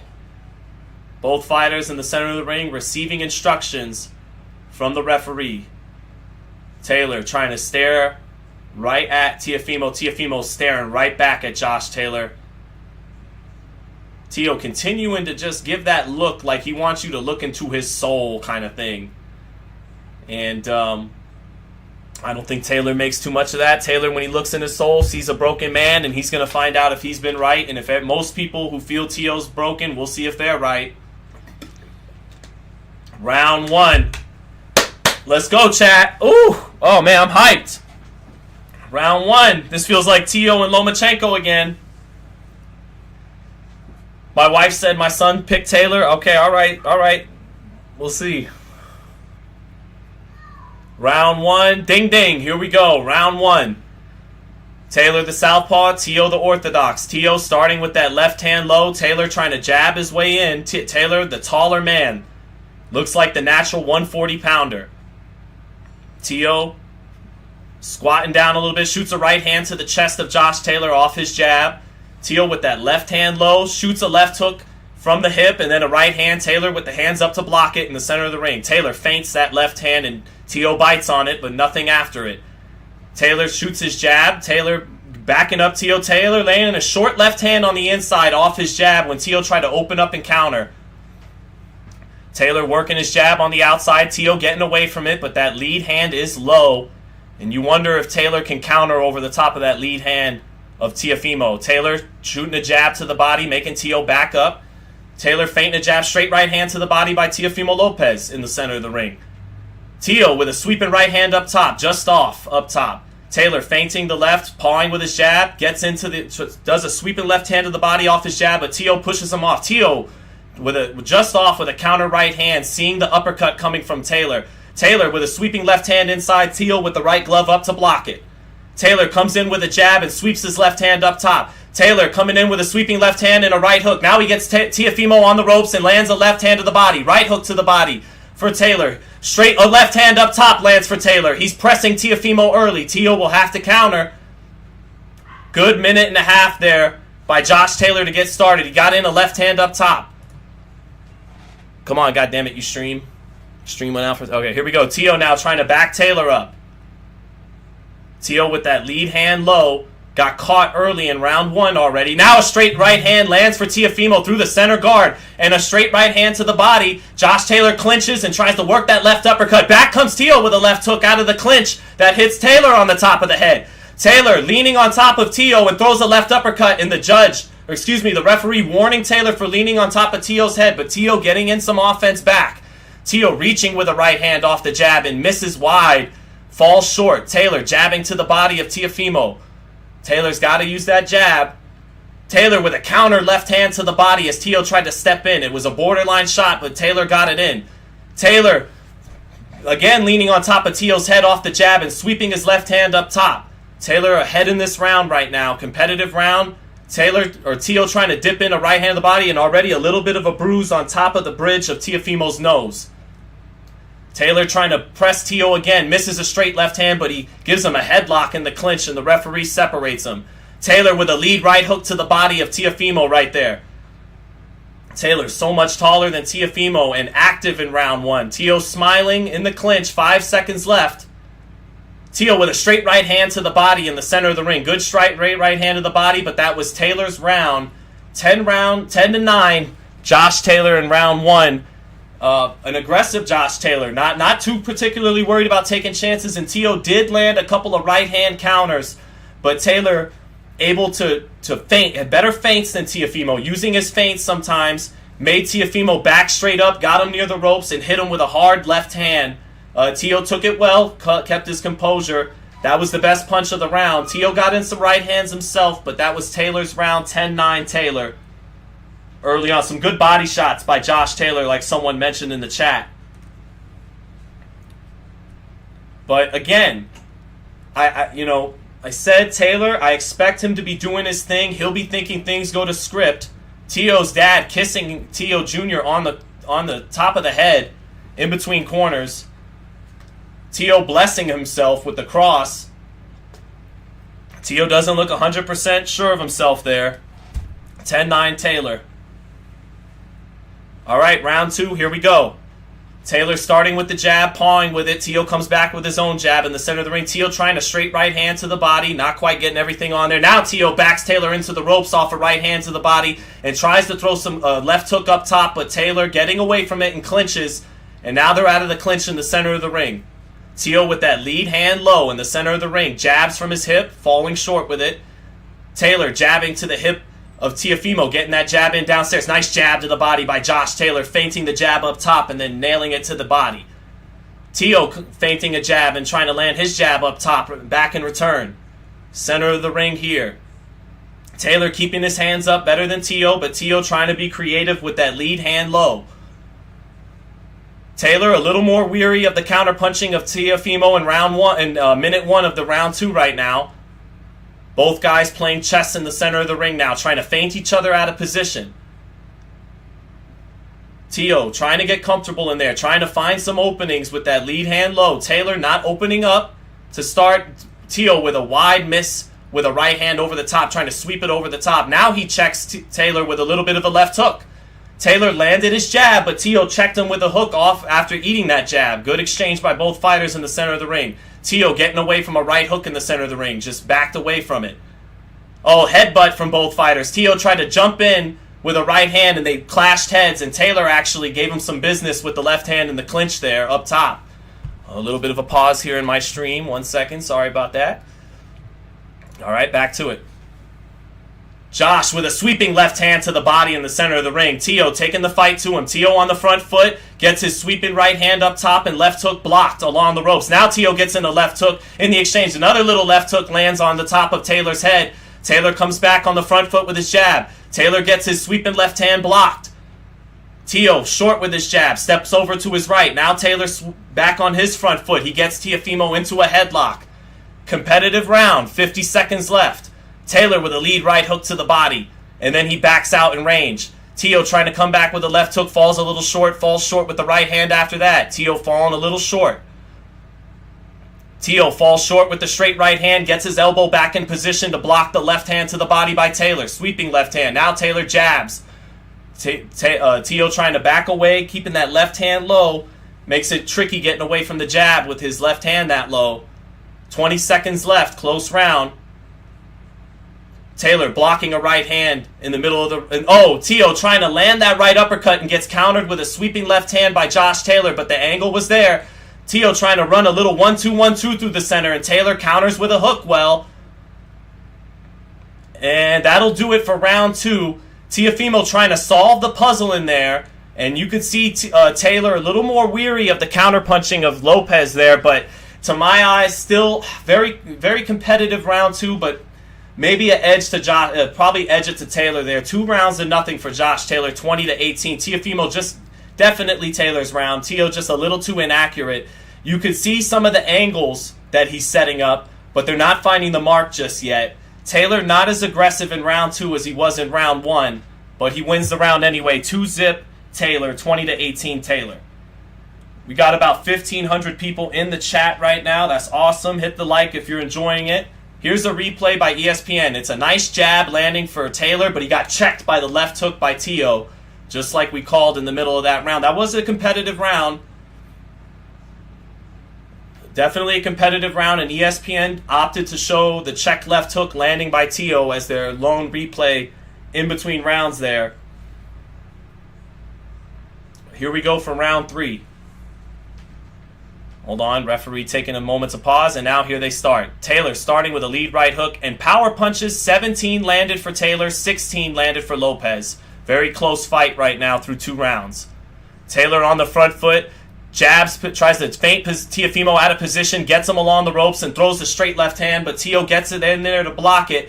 And then Taylor getting rough with Teofimo on the ropes, and the referee is warning Josh Taylor for some of his rough tactics. Taylor at times is leaning on Teo's head. He's putting him in a headlock in the clinch. He got a little dirty there with Teo along the ropes and the referee. Oh, and now Taylor fakes like he's going to touch gloves with Teo, and he throws a jab anyway. Back comes Teo with a straight right hand to the body in return. Teo finally landing his jab. Threw a double jab, and the second jab got in.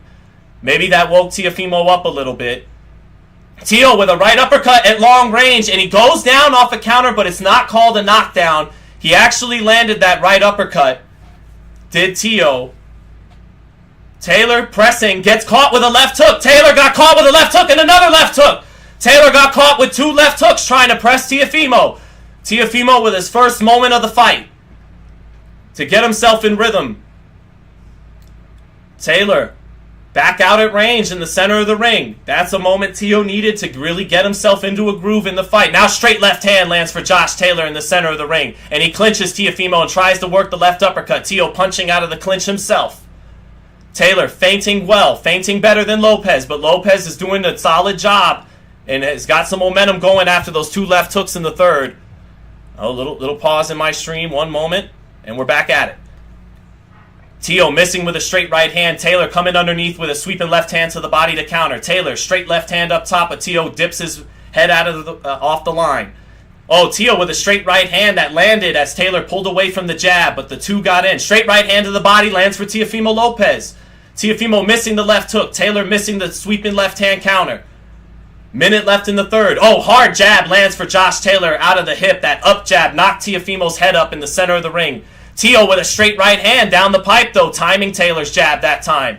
Teo with a straight right hand to the body. He gets Taylor on the ropes. Taylor covers up and blocks the right hand and gets himself off the ropes back in the center of the ring. Lands a hard jab that knocks Teo's head up. Taylor's jab is much better, and he knows how to feint to set up that jab much better than Teofimo. Taylor's feinting, shoots a straight left hand to the body, but Teo gets out of the way of it. Teo in the corner. Teo in the corner. Taylor sweeping that left hand. Teo trying to counter in the clinch, but falls into the clinch. 30 seconds. It's been more Taylor since Teo landed those two left hooks, but those two left hooks probably got him the round right now. Left uppercut lands for Teo, trying to set it up in the middle of the ring there. Straight right hand to the body lands for Lopez. He jabbed to the chest and then set up a straight right hand to the pit of Taylor's stomach. 10 seconds left in the third. This is Lopez's round to get him in the fight now, down 2-1 on my card. Lopez momentarily switching southpaw, looking very comfortable at the bell, and looks like he's got a little bit of swag going back to his corner. 29-28, Josh Taylor, but those two counter left hooks by Teofimo got him going, and it's 2-1. 29-28, Josh Taylor. So good stuff right now. Hope you guys are enjoying it. Almost 2,000 people in the chat. Hit the like button if you enjoy it so far. But good fight. Good chess match right now. 29-28 Taylor. Lopez beginning to find the mark with some of those counters that round and beginning to settle down, whereas Taylor beginning to respect the power of Lopez a little bit more after coming out hot in round one. Here's a replay of what got Taylor a warning. It was a hard left uppercut with Teofimo on the bottom rope, and then Taylor, after that, faked like he was going to touch gloves and shot a jab. Lopez, protecting himself at all times, did block it. Here we go, round 4. Lopez starting with his hands picked up. He eats a jab. Good jab by Josh Taylor. That jab is probably the key for Taylor. I know he's a tough Scotsman who wants to bang and exchange, but that's how he could get caught in this fight. He would be wise to stick behind the jab. Teo landing 2 jabs now, just as I say that. And a nice right hand to the body in the center of the ring for Teofimo Lopez. That jab found in the range. Back comes Josh Taylor, backing up Teo behind the jab, but Teo is settling down a little bit in there. Teo with a counter left hook as Josh Taylor shot that straight left hand to Teo's body. Both fighters landed, and that's happening a lot, and that happens again. Lopez with a jab lands a right hand, but Taylor nailed him almost simultaneously with his own straight left hand. Taylor in the clinch, working his left hand to the body twice, and now the referee separates him. Teo mean mugging out of the clinch. Taylor making Teo take a step back. Oh, and down goes Josh Taylor, but it's off a slip and a shove. He tried to jump in with a 1-2, and Teo kind of just pushed him down, like with a jab, but it wasn't a scoring punch, not a knockdown. Now they're back both up. 2 minutes left in the round. Taylor with the advantage in the first minute. Just off having a better jab.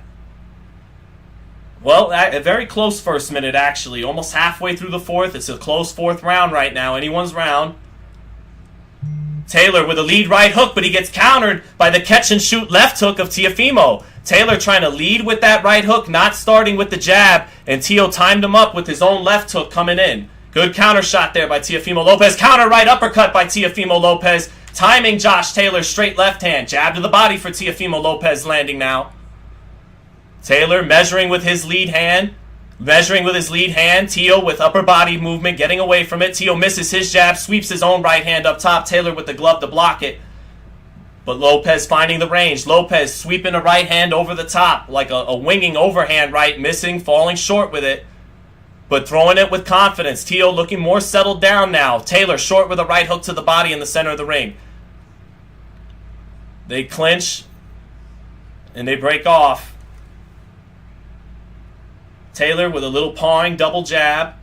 Teo shooting a jab and a right hand over the top of Taylor, dipping dip below it. And, hard jab lands for Josh Taylor. That jab is knocking the head up of Teofimo Lopez when it lands.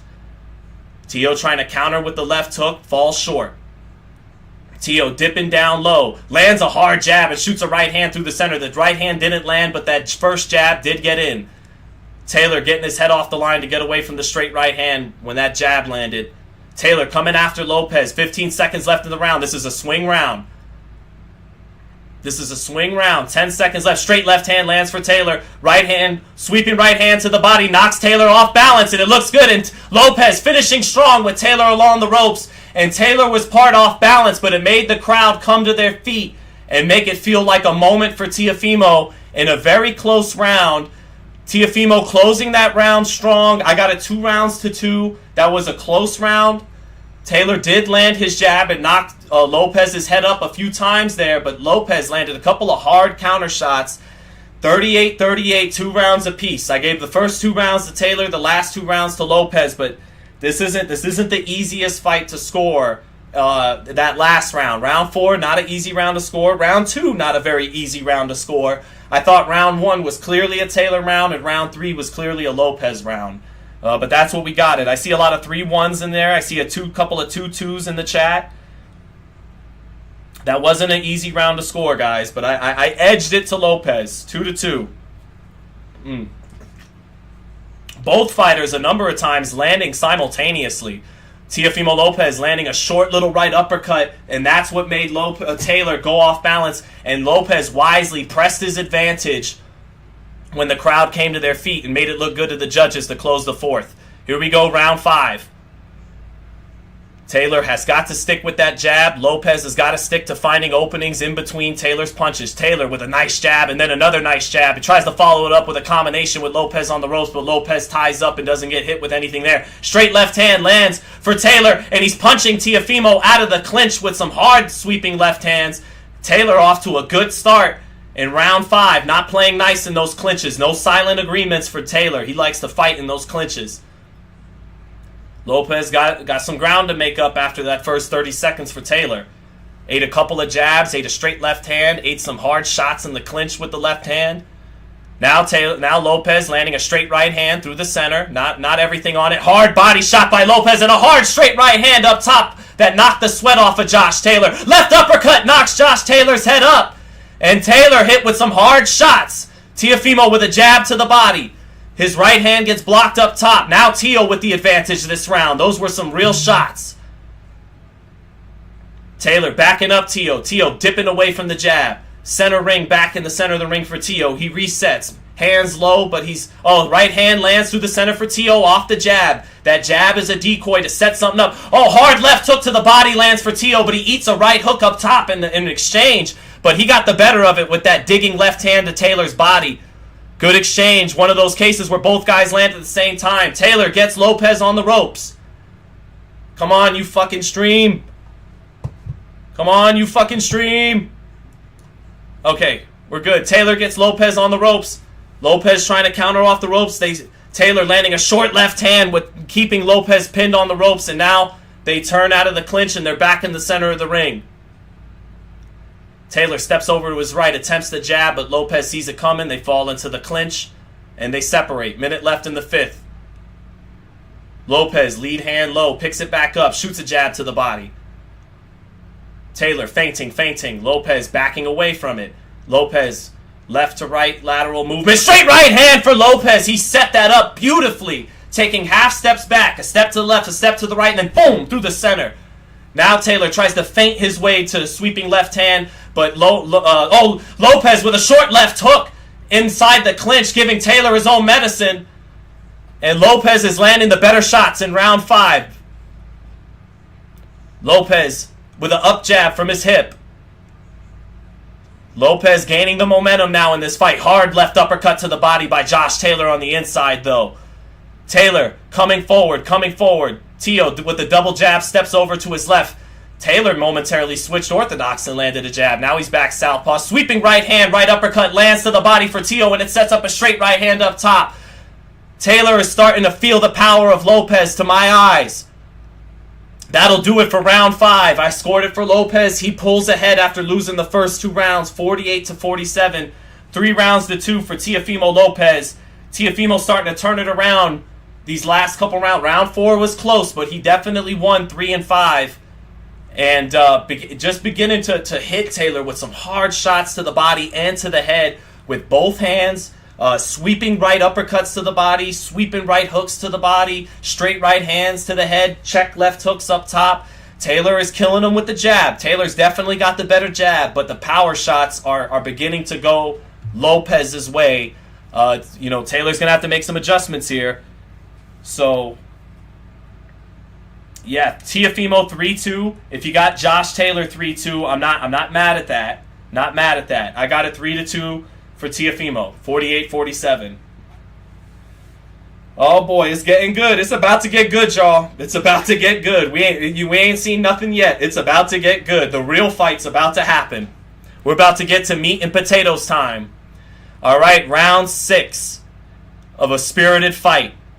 And Max Kellerman has the same score I have, 48-47 for Teofimo Lopez. Josh Taylor with a right uppercut sets up a straight left hand. Taylor, though, doesn't look like he has the punching power Lopez has right now, just looking at their shots. Taylor with a left uppercut in the body, right hook and close in the clinch, still landing good shots. Taylor feinting with his lead hand. Teo steps off the line. Taylor short with the jab. Taylor with a straight left hand to the body, but Teo blocks it. Straight right hand to the body lands for Teofimo in response. Taylor with a double jab, pawing with it, backing Teo into the corner. Teo slides out of that corner, back into the center of the ring. Teo near the ropes, up jab, gets him off the ropes. Now he's back on the ropes. Taylor trying to pin him there, but Lopez gets out of there. Back into the center of the ring to reset. Taylor working that lead hand. Lopez trying to step to the outside of that lead foot of the southpaw. Lopez with the up jab, short with the right hand to the body. Now Lopez backing Taylor up. Taylor stepping over to his left. Taylor near the ropes. Lopez missing up top with a lead left hook. Taylor feinting, using those feints. Nice little short left hand lands for Josh Taylor. Taylor not really doesn't throw a whole lot of straight left hands. He likes to sweep that left hand. Likes to sweep it short. And it gets in. Sometimes even when the guy gets the right glove up, it nicks him on the inside of that glove. Taylor very good at that. Lopez not winning this round in the 6th. Hasn't landed too much. Now Lopez gets Taylor into the ropes, but Taylor good defensively. Avoids the 1-2, keeps his hands up. Comes back in the center of the ring with his own jab. Teo trying to land that left uppercut, but just a little bit short. Throwing it from too far out. Eats 2 jabs from Taylor. Now Teo steps in, lands a good body shot. And Taylor clinches him. So far, with 50 seconds left, it's a Taylor round. Lopez holding his ground now in the center of the ring. Good upper body movement. Steps off the line to get away from the jab. Lopez missing with a straight right hand. Lands a little bit on the top and the back of the head of Taylor with the left hook after that straight right hand misses. Lopez a little tired this round by my eyes. And one of his shots strays low. And the referee's going to give Josh Taylor some time because that shot went low. Both fighters in that middle part where that first gas tank starts to go a little bit before you catch your second and third win. Both guys at that part in the fight right now. Taylor with a double jab gets countered through the center with a straight right hand. Then Lopez with a straight right hand to the body. And another right hand lands up top for Lopez. Closing this round strong. Beating Taylor to the punch in these exchanges. Taylor with a straight left hand, but he misses, and Lopez taunts him as if to say, who was that punch supposed to hit? Because he ducked down it so clean. Lopez steps in behind a right hand and lands a left hook. He hurts Taylor at the bell. Not hurts him, but gets his attention. And Lopez finishes the 6th round so strong that even though Taylor got the better of it for 2/3 of the 6th, he didn't do anything that significant. He was just getting the better of it, and Lopez was inaccurate. Taylor mostly landed jabs. But that last 20 or 30 seconds, Lopez buzzed him with a couple of power shots that got the crowd's attention, which means it could probably get... Lopez might have stole that round in the 6th. A little bit of a swing round. I see this fight right now either 58-56 Lopez or 57-57 even. I think Lopez might have stole that round in the last 20 or 30 seconds there. It's tough to say. We are up to almost 3,000 people in the chat. You guys are amazing. Go ahead and hit the like if you're enjoying it. I appreciate everyone hanging out with us here on FightHype tonight, enjoying the fight live. Thank you, guys. And now we officially are about to enter the second half of this fight. Hell of a fight. Not a war by any means, but a fun chess match halfway through. Here we go. In the 7th round now, we are in the second half.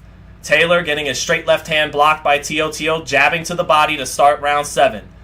Teo starting to trust that upper body movement, trying to zone in with that straight right hand counter. Taylor getting out of the way of it.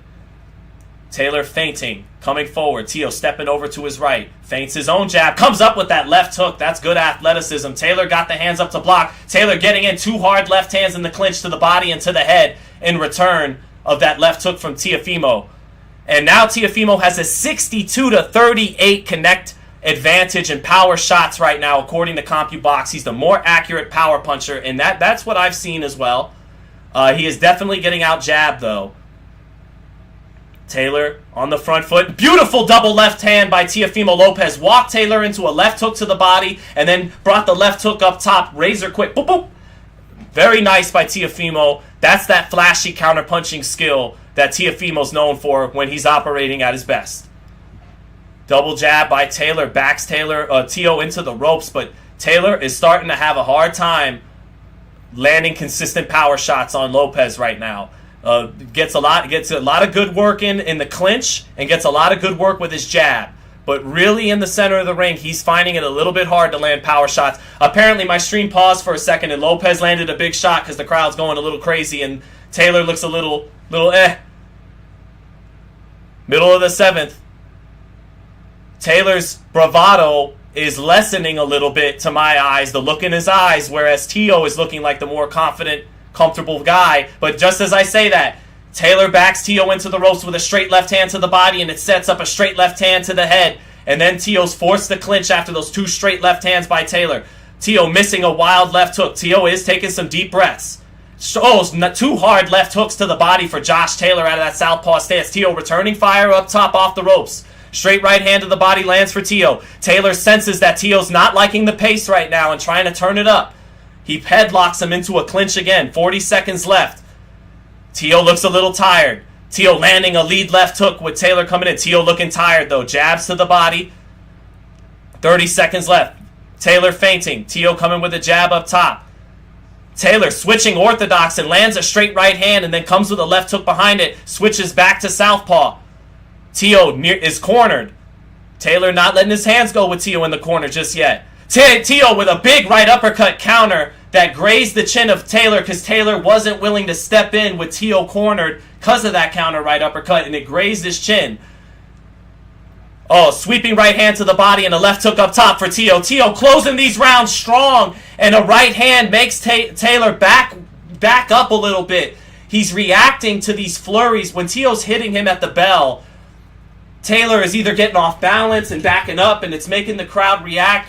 He's letting Teo close these rounds strong, and I think Teo might have... that 7th round, it was close, but I think Teo was the more accurate power puncher in that round. It could be 68-65 Lopez or 67-66 Lopez is how I got it right now. Some of these rounds are close. I see some people in the chat saying that was Taylor's round. Some people in the chat have it 4-3 for Taylor. Not mad at that. That's why I make sure to shout out those scorecards in the chat. So for those of you who might think I'm tripping here, but yeah, oh man, some close rounds, but I feel like over the last 4 or 5 rounds, Teo's the more accurate power puncher, and CompuBox is starting to show a disparity in power shots landed, although CompuBox isn't gospel. And then on the replays from ESPN, it's a straight right hand from Teofimo that knocked Taylor back. So the replays from ESPN right now are power shots from Teofimo Lopez. Oh, straight left hand lands for Josh Taylor to start round 8. And that knocked Teo's head straight back. Big straight left hand for Josh Taylor, one of his best left hands of the round. Total punches through 7 rounds. Teofimo has landed 82 to just 58 for Josh Taylor. But that was a beautiful straight left hand to start round 8 for Josh Taylor. Teo short with a sweeping right hand to the body of the center of the ring. Short with the left uppercut from the center of the ring. Throwing it from too far out. Taylor lands a jab. Taylor double jab. That second jab landing on Teofimo. Taylor sweeping the left hand. Teofimo getting his right counter blocked through the center. Teo pawing with his own jab. Both guys a little tired. Teo with a straight right hand through the center. Partially lands. Another right hand partially lands for Teo. Jab to the body lands for Teo now. Teo with that lead hand low, shoots a sweeping right hand to the body, and low. I don't think Taylor liked it. Taylor is backing away after that sweeping right hand to the body from Teofimo. Teo staying on top of him. Taylor feinting, but getting backed up. Left uppercut lands for Teo, but a sweeping left hand to the nuts, borderline shot lands for Josh Taylor. Taylor pulling away from the straight right hand to Teo. Hold on, my stream goes out for a second. Please don't be the knockout shot. One moment, and we're back. Taylor in the corner, and they fight, and they're out of the clinch now. Halfway through the 8th, minute and a half left in this round. Taylor with a lead right hook, but it catches the shoulder of Teofimo out of that shoulder roll. Teo with a double jab, getting that jab to the body. Taylor trying to counter with a left. Oh, beautiful jab by Josh Taylor, but Teo came back with the straight right hand. They are landing at the same time at various points in this fight. The swelling in Teofimo's face starting to get worse. Starting to swell around the right eye and have some blood around there too. Teo shimmying and shaking like he's Roy Jones in the center of the ring, making Josh Taylor miss his power shots. Close round. Teo with a lead left hook with Taylor on the ropes, and Taylor backs away and clinches Teofimo. Both guys look a little tired, chat. 45 seconds left in the round. Sweeping right hand lands for Teofimo off the jab. It throws that sweeping right hand to the body. Jab lands for Josh Taylor. Left uppercut lands hard for Teofimo in the clinch after Taylor landed that jab. 30 seconds left. Teofimo straight right hand to the body. Falls a little short. Taylor straight left hand, right hook. Both hit nothing but air, and he looks tired. Teo coming back with a jab to the body. Backing Taylor up. Double jab by Taylor to keep Teofimo at bay. Teofimo, big jab by Teo. Teo did a move that I never really seen before. He jumped up with both hands down and threw a power jab that knocked Taylor's head straight up, and the crowd's going crazy because that was some crazy and one mixtape shit from Teofimo Lopez. That's a Lopez round. Taylor doesn't look as confident going back to his corner. He might be a little tired. And Teo looks determined. He's bleeding from his right eye. He's swelling from his right eye. But it's starting to feel like his night. I got him ahead through 8 rounds. Either 77-75 Lopez or 78-74 Lopez. I think some people in the chat might have this thing even. But Taylor now with a little bit of a mouse around his right eye. Teo with that swelling from round 1 around the bridge of his nose. Taylor did land a beautiful straight left hand to start that round.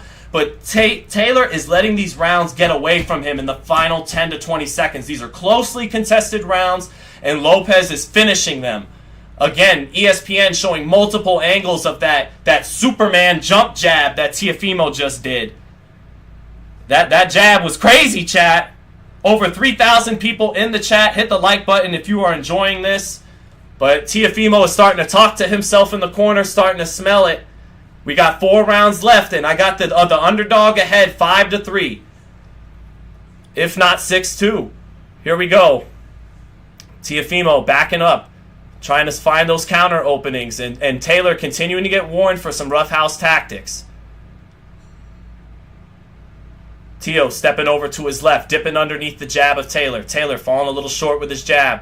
He's pressing Teofimo, but not as sure of himself. Teo, little half steps back, runs Taylor into the jab that time. Out jab Taylor for one of the few times in this fight in that sequence. Jab to the body, but Teo eats a straight left hand up top for reaching down. Teo backing away, using his footwork. Steps to his right, step to his left. Taylor has him cornered, but eats a counter left uppercut, or counter, what was that? A counter right uppercut, excuse me, from Teofimo, walking him in beautifully to a counter right uppercut. Teofimo's done that over the last couple rounds beautifully. He goes for a walk. Oh, straight right hand lands beautifully for Teofimo, throwing the double right hand to the body and to the head on the move like it's a jab, like it's a double jab on the move. Bing, bing. Beautiful right hand lands up top. Taylor comes with a double jab, and Teo gets that lead foot positioning to the outside and hits him with a jab. Teo with a right hand counter. Teo with a right uppercut, walking Taylor into it. Taylor might have felt that right uppercut. Hold on, my stream's going out for a goddamn second. Give me a minute. Taylor might be a little buzzed. Come on, stream. Oh, Taylor is buzzed. Taylor is buzzed, and he's clinching Teofimo halfway through the ninth. The power punching of Lopez beginning to take effect on the champion. The champion badly needs to find some power shots. Lopez, short with a straight right hand, but stays in position, taunting and posing on Taylor. Lands a jab through the center. Footwork looking good for Teofimo Lopez. Upper body movement looking good for Teofimo Lopez. Explosiveness looking good.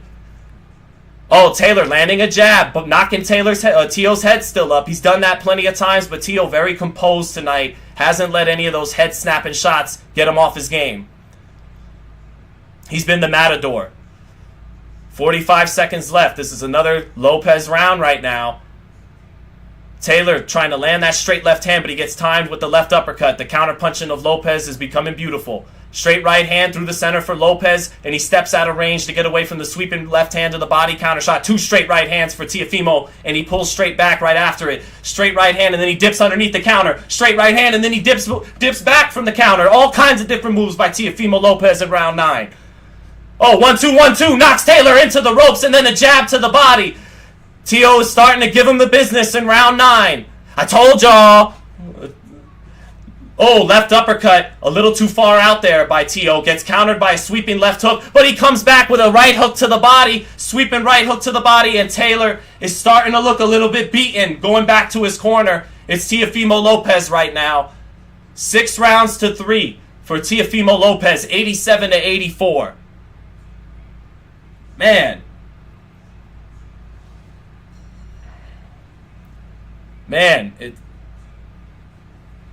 let's take a look at the replay, and it's all Teofimo on these replays. That time, Teofimo doing what you do in the amateurs sometimes, just throwing quick punches. 1-2, 1-2, and then on the second 1-2, 1-2, 1, that's when you sit on that right hand, and that's what he did to Taylor. He just threw a couple of straight line shots to back him up to the ropes, and he punctuated with some oomph on the last straight right hand.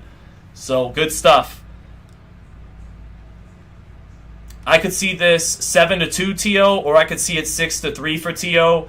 Maybe I could also see 5 rounds to 4 for Teo as well, but there's no doubt in my mind at this point, Lopez is built something of a lead. I don't know if it's a 1-point lead. It could be as big as a 3 or a 4-point lead, but Teo's winning this right now, and Taylor doesn't really have any momentum going for him. Even when he lands the occasional jab or power shot, it's not dismaying Lopez, and Lopez's power looks like he's the better puncher. All right, round 10, here we go. Teo with a 20-3 connect advantage in that last round. 20-3. Straight right hand lands through the center for Teo. Straight right hand to the body, but Taylor blocks the left hook up top. Taylor short with his jab now. Short with 2 jabs. Teo backing out to his left. Teo pulls away and makes him miss wide with a right hook. Teo pushes off with the shoulder in the clinch, gets some room. Beautiful right uppercut by Teofimo. A little bit off the mark, though. Doesn't land on the sweet spot, but ran Taylor into it a little bit as Taylor tried to land his right hook. Straight right hand to the body for Teo in the center of the ring.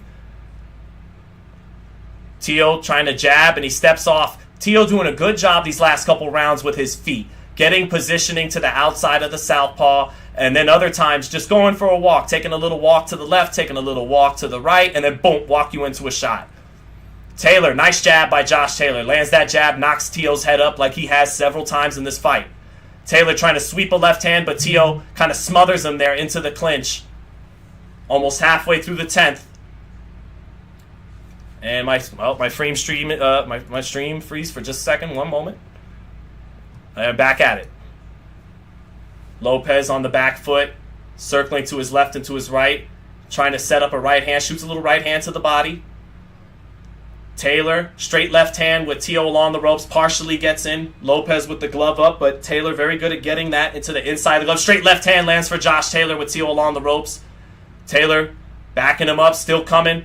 Taylor almost walking into the left hook there, but trying to get to Teo's body.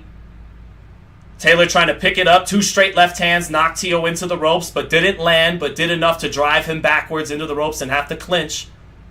Minute left in the round. Taylor building a little momentum those last 30, 40 seconds. Close round. Teo with the first minute, Taylor with the second minute. We're in the last minute. Taylor. Oh, hard left hand to the body by Taylor as he leaned on top of Teofimo, and the ref warns him for that, but that was on Teo. Good stuff by Taylor. Taylor, double jab. Straight right hand through the center from Teo. Lands as Taylor was trying to set something up off his double jab. 30 seconds left. Teo sweeping right hand to the body. Taylor just off with the right hook up top. Taylor with Teo along the ropes, touching him with that lead hand. Misses the straight left, misses the right hook, keeping Teo along the ropes. Let's see if Lopez explodes in the last 15 like he has so many times. 10 seconds left. Taylor working in that clinch. Lopez working out of the clinch. Taylor not terribly accurate, lands the second jab after the double jab, misses the sweeping left hand, and that round not as dominant for Lopez as the last 2 or 3 before it, and Taylor raises his glove back to the audience as if to say, I got that one, and that was a close round. Close round. I still felt like Lopez, the best punches that round were landed by Lopez in the first minute, but Taylor was consistent after that first minute. Right now, ESPN is showing a highlight reel of all Lopez. I still scored that round for Lopez, even though it was more competitive than the last 2 or 3 rounds before it. But I still felt like Lopez in that first minute landed the best shots. I have Lopez ahead, 97, 93, maybe 96, 94. It feels more like a 96, 94 kind of fight than 97, 93. Doesn't feel like Lopez has this thing won on the cards. He better not fight like he won on the cards. I see some people saying Taylor took that round. My man Michael Mongan not feeling my scorecard, has it 5-5 even. Some people not feeling the scorecard. I even see an 8-2 Taylor. There's absolutely no way that's going on. But to my eyes, Lopez just landing the cleaner power shots in this fight after rounds 2 or 3. Here we are in the 11th. Lopez backing away with 2 jabs, straight right hand through the center. Taylor able to partially block it, but he misses his left hand in return. Lopez dipping underneath it. Double jab by Taylor. That second jab, but these are pawing jabs. Straight right hand to the body lands for Teofimo. Nice jab lands for Teofimo. He backs out.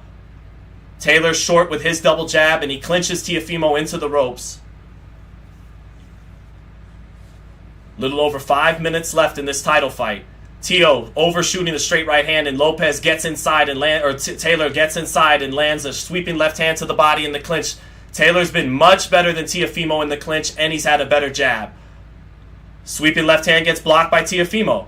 Taylor gets Teo on the ropes, out hustling him a little bit, but now comes Teofimo with a straight right hand that lands with his back on the ropes. Teo just off of the left uppercut in the center of the ring, trying to walk Taylor into it. Taylor backing Teo on the ropes, but he eats a right hand, and then Teofimo clinches him once more. Comes Taylor. Teo with a little cross guard. Taylor trying to come through the center of that cross guard with a straight left hand and a right hook, but Teo blocking it a little bit and then falls into a clinch. Ah, my stream pauses. Damn it. Got a little stream freeze. One moment, chat. All right, back. Here we are.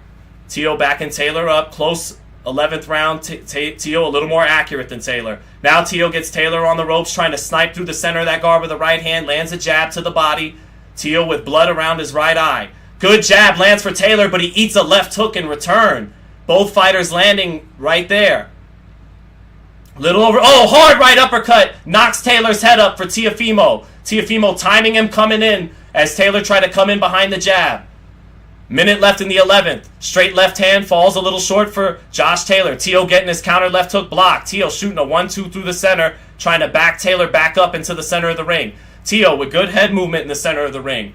And then catches the straight left hand to the body on the elbows. Josh Taylor tired in that clinch. 40 seconds left in the round. Teo with the advantage in this round because of that beautiful right uppercut about 20 seconds ago. Taylor looking tired. Taylor up on his toes. 30 seconds left in the center of the ring. Teo with a jab to the body. Teo short with a straight right hand to the body. Backing Taylor up. Taylor with a lead left hook. Not a right hook. Oh, now straight right hand lands a little bit through the center for Teofimo Lopez. Right uppercut lands for Teofimo Lopez. Taylor in the corner. Left hook to the body lands for Lopez. Taylor fighting back with a sweeping left hand, but he gets himself out of the corner. 2 hard body shots land for Lopez, and Taylor has to clinch. Along the ropes, he's starting to look like a beaten man. He raises his hands to the audience, but it's not in sincerity. Lopez wins this round, and Lopez has won this fight on my card. Whether it's 7 rounds to 4 or 8 rounds to 3 heading into round 12, on my card, he's already done enough to win this fight. Look, his right eye is swollen. He's eaten a million jabs. Taylor has given him the business in the clinches, but center ring boxing, power shots, clean effective power shots, it's been Lopez.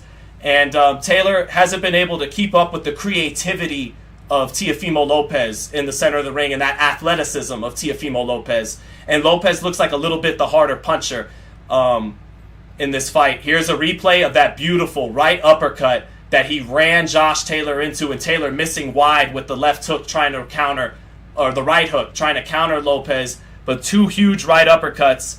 And Teo's got this fight won, man, on my card. Here we go into the 12th. Teofimo should still try to close the show. He's the challenger. He's not the champion. But Teofimo, here he goes.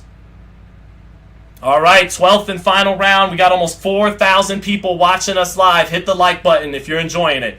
Taylor coming in the 12th to start forward. Coming forward. Teo trying to run him into a straight right hand. Teo getting the business in the clinch. Taylor roughing him up along the ropes, and the ref breaks him apart. Taylor short with the jab, sweeps that left hand to the body. Straight right hand lands through the center guard for Teofimo. Taylor backing Lopez along the ropes. Lopez looking for counter punching. Oh, they exchanged 2 body shots. Southpaw sweeping left hand, left hook to the body by Lopez. They traded right there. Lopez short with a sweeping right hand, lands the straight right hand to the body. Better reflexes by Lopez, but a straight left hand lands for Josh Taylor. Now Lopez along the ropes, gets his right hand blocked. Fights his way off the ropes, lands a hard jab in the center of the ring. Out jabs Josh Taylor there when they exchange the jab. 2 minutes left in this fight. Taylor getting backed up, dips his head away from a right hand, returns to the center of the ring, gets countered by a jab and hurt. Taylor knocked off balance. He got countered by a jab by Teo and it knocked him off balance. But Taylor's okay, but his feet got off balance. Taylor trying to jab Teo, and Teo caught it and out-jabbed him and knocked him off balance with it. Beautiful job there by Teofimo after getting out-jabbed for most of the night. Taylor backing Lopez up with a straight left hand, but Lopez is very slick these last couple rounds and not getting hit with much. Very athletic, unorthodox upper body movement by Teofimo. 1.5 left. Lead left hook gets blocked. Oh, what a body shot by Lopez! 2 hard hooks set up a sweeping right hook to the body, and Taylor has to clinch. Lopez threw that combination like a big boy. Little over a minute left in this fight. Lead left hook lands for Teofimo Lopez. Josh Taylor clinches. The same kind of lead left hook that knocked out Magdaleno. Minute left. Teo dips underneath a tired lead right hook by Josh Taylor. 1-2 through the center lands for Teofimo Lopez. Josh Taylor clinches him. And Teo gives him a little behind the back punch. 50 seconds left. Lopez is going to be the new champ. 45 seconds left. Taylor still coming forward, but unsure of his offense. Knows the counterpunching brilliance of Lopez has him on a string. Taylor getting countered by Lopez off the ropes. Lopez reshuffles his feet in the center of the ring and lands another hard right hand to the body and a left uppercut. And Taylor's hurt and clinching along the ropes. 2 left hooks to the body. A right uppercut misses for Teofimo. He's closing the show in the 12th. Hard right, straight right hand lands on Josh Taylor. What timing by Lopez. Taylor is still up, but he's hurt. 10 seconds left. Taylor will make it to the final bell, but this was almost a 10-8 round. 5 seconds left. Taylor clinching in the corner. Teo runs back to his own corner and is celebrating. He looks to the heavens, puts his hands in the sky, and that's it. Teofimo Lopez won this fight. Either 116-112 or 117-111. Teofimo wins this fight handily. I told y'all! I told y'all! I told y'all! I told y'all! Woo! This is why you watch your boy. This is why you watch your boy. Ugh, side cream ugly. I'm sorry. This is why you watch your boy Sean Zattel on Fight Hype Live, the one and only. Ew, this is disgusting. I'm sorry. Oh, good Lord. Good Lord. I told y'all. That's why you know, I gotta know what I'm talking about. Otherwise, you guys are wasting your time. I gotta know what I'm talking about for you guys. I gotta do it, or else you're wasting your time. Why come here and listen to this stupid ass white boy who looks like Drake Bell? Because because this is why. I'm about to flex right now. Okay, I went Jamie Kennedy in Malibu's Most Wanted. I'm getting hardcore right now. Hold on. I'm being cringe and popping off. Hold up. Hold on, chat. What are we doing? Wait. Let's go back to the expert picks. Let's go back, because they the experts, not your boy Sean Zattel of Fight Hype. Final tally, 21-0 Taylor. All 21 picked Josh Taylor. But not me. Let's go, chat. Let's go. Let's go. Daddy was right, he said. Let's go. Say Teofimo. Go ahead, give me a kiss. Okay, go ahead. I'll be done soon. All right, chat. Hit the like button so far. Hey, babe. Yes. I told you, goddammit. Let's go. Good night. Good night. Love you guys. Love you. Good night. Love you. All right, let's make sure they don't rob them though. Let's make sure they don't rob them. Let's go. Excuse me. Little unprofessional. Well, come on, man. When they got 21 out of 21, no one picked T.O. except your boy. Hold on. All right, let's see what we got. I'm going to have to play the old Angel Garcia clip after this if they don't rob him. We get the decision after this commercial. Let's go. All right. Oh, I got a couple super chats to get to. My bad. I know that was a little cringe, chat, but thank you. EV, thank you, brother, for the super chat. You said, LOL, Drake Bell. Josh looked lackluster. He did. You know, I think he's a little satisfied. He's a guy who functions off his edge, his bravado. And I think that edge left him after he became undisputed, man. I think he's good. You know, he's a little boy from Scotland. You know, outside of Ken Buchanan, no one ever does anything in boxing out of Scotland. And he became the first undisputed 140-pound champion. I think he was good. And, yeah, this wasn't quite the same Josh Taylor. But I told you guys, this is a bad style matchup. Because even though he's tall, he gives up his height because his offense comes from the hooks and the uppercuts and all that. And trying to give up your height behind your jab. I told you he had a great jab. But I said outside of that jab, Chat, where's my chat at that listened to me before this fight? God damn it! I told you guys, outside of that jab, it's all mid-range shots. And he's going to get hit with counter right hands fighting like that. And he did. So, but yeah, thank you, Evie, for the super chat. And then, let me get to this other super chat. Raphael32, one of my regulars, one of my boys, said Teofimo saved his career. He had another fight of his life. I was wrong. Biggest underdog story of the year. I wasn't, I'm like, you know, I knew he was going to win this fight. Styles make fights. Now bring on him and Devin Haney in a pay-per-view fight that it's going to bring everything. Contrasting styles, guys in their youth, in their physical prime, guys who have a personal history, who don't like each other. And it's the undisputed lightweight champion moving up to face the lineal junior welterweight champion. Give me Lopez Haney. Shoot it up in my veins. And let's get that next. Man, these two kids that I covered since they was little teenagers, Tio and Devin out here in Vegas, they're all grown up and going to fight on pay-per-view pretty soon. Brings a tear to my eye. All right, waiting for the final verdict just to make this official, or else I popped off for nothing and looked like an idiot. Here we go. Decision time. Here we go.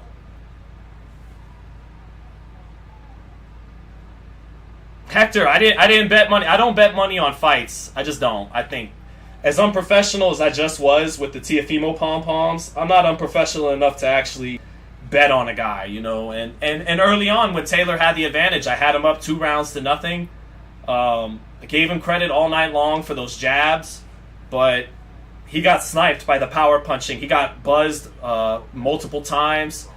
This was Lopez's fight. So, to me, this was a better performance than Lomachenko was.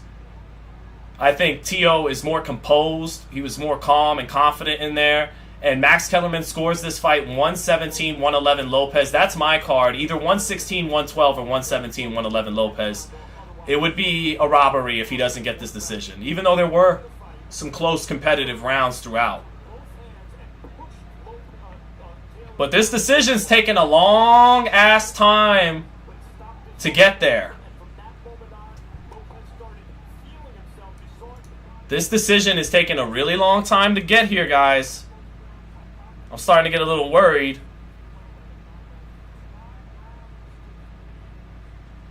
Jameson Childress, thank you for the super chat, brother. He said, do you think that this win puts Teofimo back in the Four Kings conversation? Yeah, absolutely. He was always one of the Four Kings along with Shakur, Tank, and Devin. To me, Ryan was never really truly one of those Four Kings. Actually, at the time we started calling them the next Four Kings, there were even guys like Carlos Balderas, I thought, had a shot to get there to the top along with Ryan Garcia. But yeah, to me, the Four Kings was always Tank, Devin, Shakur, and Teofimo, you know, and Ryan, you know, being a great talent and a great attraction, but, you know, never was as good as the other three. Let me see. How would I rate, thank you for the super chat, EV. EV asked me, how would I rate Teo's performance better than Haney's? Haney fighting Lomachenko, about the same, because Lomachenko's smaller than Taylor, but better. And Lomachenko showed up a little bit better for Haney than he did for Lopez. But yeah, Teo had a better performance than Haney, all things considered. He won without controversy, in my opinion. Here we go. Here's the scorecards. Let's see.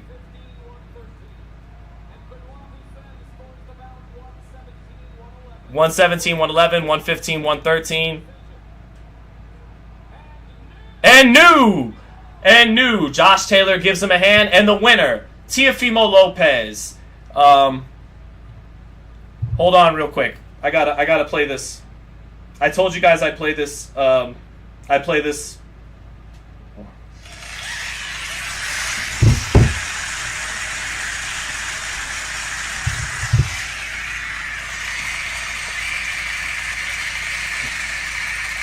Thank you. Thank you. No, thank you, chat.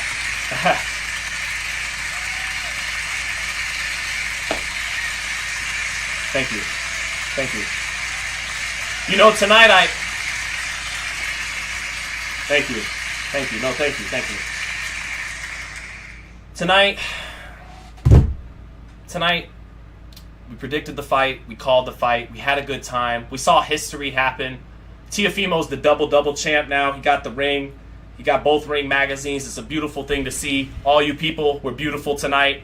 Tex-Mex said, thank you for the super chat, brother. Says Drake Bell knows his boxing. Shout out from Dallas, Texas. Errol Spence is beating Crawford. He might. I feel that Crawford's going to win that fight because of the same reason Teofimo won tonight. Counterpunching. The other guy's bigger. He's more natural at the weight, like Josh Taylor. He's got a better jab, like Josh Taylor. Errol Spence got a better jab than Terrence Crawford. He's more natural welterweight, like Josh Taylor got a better jab than Teofimo. Like Josh Taylor is a more natural 140 than Teo. But Teo's more athletic, more dynamic, more creative, punches in between punches, and is a counterpuncher. And that's why Lopez beat Taylor, and that's why I think Crawford beat Spence. Thank you for the super chat, though. Let me hear what they're saying real quick. Respect being shown between Taylor and Lopez. Taylor was bigger than Lopez too, man. He was bigger than him. Teo did his thing tonight. Hats off to him. I missed a couple super chats. Hold on. I feel like I missed a few. Bognafer, are you switching to the Munguia fight? I think Munguia's done already, right? What else? What else we got? I think I missed one here. No, I got to all of them. I got to all those super chats. Damn, chat, we had 3,500 people in here, almost 4,000. That was fun. It props to Josh Taylor, man. He became the first 140-pound undisputed best Scottish fighter since Ken Buchanan. A man's man, speaks his mind, whether people like it or not. Exciting kind of style guy, been in some great fights. Probably hung around this division too long, but he didn't have a choice because Josh Taylor was caught between a rock and a hard place. Deep down, he knew he couldn't beat the best welterweights. Couldn't beat no Boots Ennis. Couldn't beat Errol Spence, Terrence Crawford, Virgil Ortiz. So he has to. He's a tweener. He's too big for 140, but too light in the ass for 147. So he fights Lopez. This fight was all about Teofimo Lopez. Josh Taylor didn't really have much to gain tonight. Teofimo had everything to gain, and he wins. You know, he was the younger man, the more athletic fighter. And I said all along, he had a stylistic advantage all along. He's the counterpuncher, and a style like Devin Haney's going to be much tougher on Teofimo because Devin Haney forces you to create and to close distance. Teo had his best moments in this fight and against Josh Taylor and against Richard Comey. His 3 best performances at the highest level with fighters that come to him. That's not the way to beat this kid. The way you beat this kid is outthinking him and making him reach first because he loves it when you get off first and he can find the openings in between your punches. He's a great, flashy, athletic counterpuncher. Devin Haney would dictate off the jab. Now the problem for Devin is if Teo can force any exchanges, he's by far the more gifted puncher, and he's still athletic and speedy enough that he could find openings if he can get Devin, if he could force Devin into exchanges.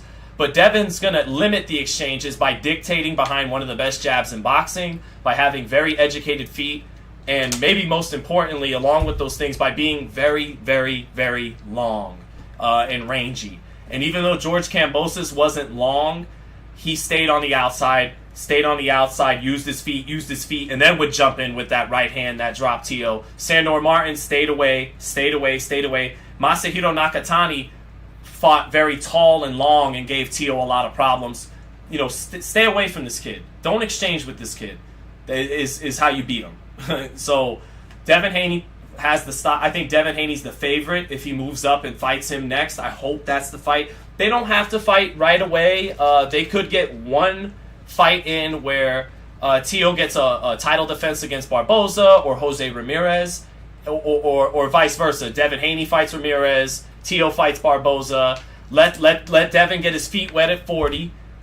Maybe they could fight on 1 week apart, 2 weeks apart, build it up on ESPN, and then they meet, summer of next year, spring of next year, MGM Grand, pay-per-view, just like Lomachenko and Haney, except now it's Lopez and Haney. And that's a relatively big pay-per-view fight. I mean, it's not gonna do 500,000 buys or something, but it's gonna make enough money to make Top Rank want to make it happen, and for both fighters to want to make it happen. I'm dying to see Haney and Lopez at 140. Would love to see it. I give the early edge to Devin Haney. That length and that jab and his footwork are going to be the key. Don't fight with this kid now. Don't get into exchanges with him.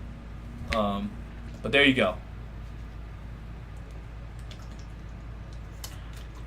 But chat, what you got for me before we get up out of here? Maybe I should play a little. Undisputed with Josh Taylor.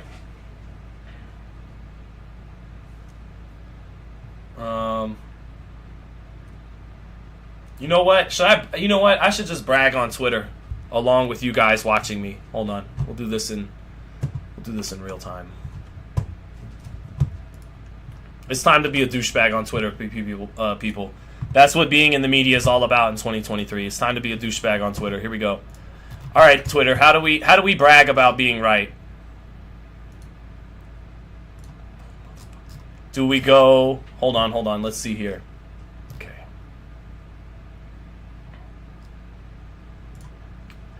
Okay. Here we go. See, now I got my receipt. Taking Teofimo Lopez this weekend. Got to do a pre-fight breakdown on FightHype to expand on it. We expanded on it.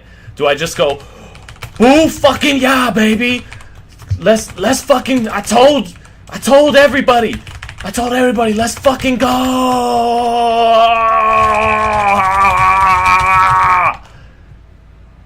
Should we just tweet that? Do we just do that? Or do we do... Let me look this up. FightHype has to have this. Angel Garcia, I know everything. This had to be on FightHype. Please be on FightHype. Damn it. Where is the famous Angel Garcia? Alright, let's see if we can find it on Twitter. Hold on. We will keep that tweet there, because that might have to be the tweet. That might have to be the tweet, chat. That might have to be the tweet. Hold on. Alright. Angel Garcia, I know everything. Damn it. You guys remember when Angel Garcia did his trainer don't know shit, Vegas don't know shit, I know everything, or whatever. Yeah, I'm looking for that video and to leave that on a tweet. Anyways, told yous. Hold on. We'll just keep it simple. Told yous. Douche. Brag. There we go. We'll just keep it simple. Told yous. Let's go. Yeah. Push comes to shove, we just settled with a lame tweet like that. I can't really bring myself to be a douche like that. Jose Medina, thank you so much for the super chat, man. Said props, thanks for the calling and the commentaries. Appreciate it, brother. Thank you, man. Thank you for the super chat. Hope you enjoyed it today, man. But yeah. Chat, anything we gotta talk about before we get up out of here? Or have we had enough fun tonight? Let me see. Maybe I should play some Undisputed with Josh Taylor. Give Josh Taylor Joshy boy some revenge, yeah? We'll maybe do that. Yeah, we'll do that. Oh, Thunderlips, thank you, brother. Yeah. Again, I'm having my second baby. My wife found out my wife's pregnant today. You know, I was getting busy. I was making the magic happen, and now our family's gonna be +1. You know what I'm saying? All right. Do we avenge Josh Taylor? Do we try to get Josh Taylor some get back here, chat? Hold on. Josh Taylor. Let's see. Yeah, we'll do that. Okay, we'll try to get Josh Taylor. Josh Taylor some. Try to get our mate Josh Taylor some comeback. Hold up, what happened? There we go. Hold up. Oh. Good. My bad, chat. Technical difficulties. Having some technical difficulties. Huh. That sucks. I'm struggling to be able to get a controller in my PC so we can play a little Undisputed. Let me see here. Yeah, Bronco Kid, I was getting busy. I was making the love happen. Giving Leonardo a little brother or sister. That's how we do. Ain't nothing like in-house pussy, baby. Don't let them tell you otherwise. It's the best. Okay, TMI. Let's go. Hold on.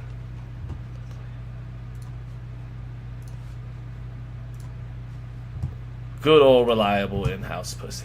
Alright, let's go. You have it in the morning. You can have it in the evening. You can have it during your son's nap time. Nothing beats it, fellas. Nothing beats it. It's like a well-cooked steak. Alright, Josh Taylor. We got your back. Josh Taylor. We not letting... You may have lost tonight in the ring on ESPN. And you may very well lose right here in this fight in Undisputed because someone's probably going to pick Terrence Crawford or Sugar Ray Robinson and piece me up. But we're going to try to get Josh Taylor some get back before we leave this stream tonight. I haven't even smoked weed yet. It's going to be hard to play this game without those enhancements. Let me see here.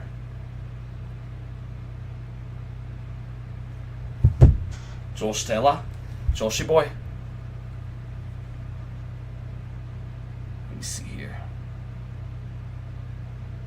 Kids don't take naps, Weedy Gonzalez. That sucks, man. That sucks. Weedy Gonzalez, good to see you, though, brother. I haven't seen you all night. These chats get a little crazy during the peak hours of the main event, so...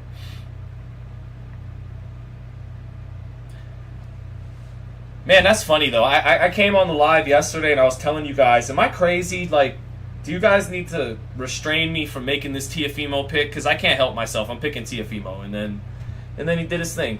So,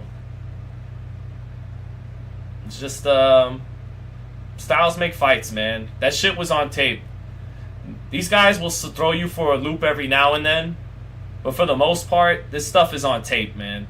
Before it happens, you can see it play out if you watch your tape. Stephanie Ray, oh my God, Stephanie Ray with a $50 super chat. I don't know what to say. I want to do something for you for giving me that, Stephanie Ray. Thank you so much, Stephanie Ray.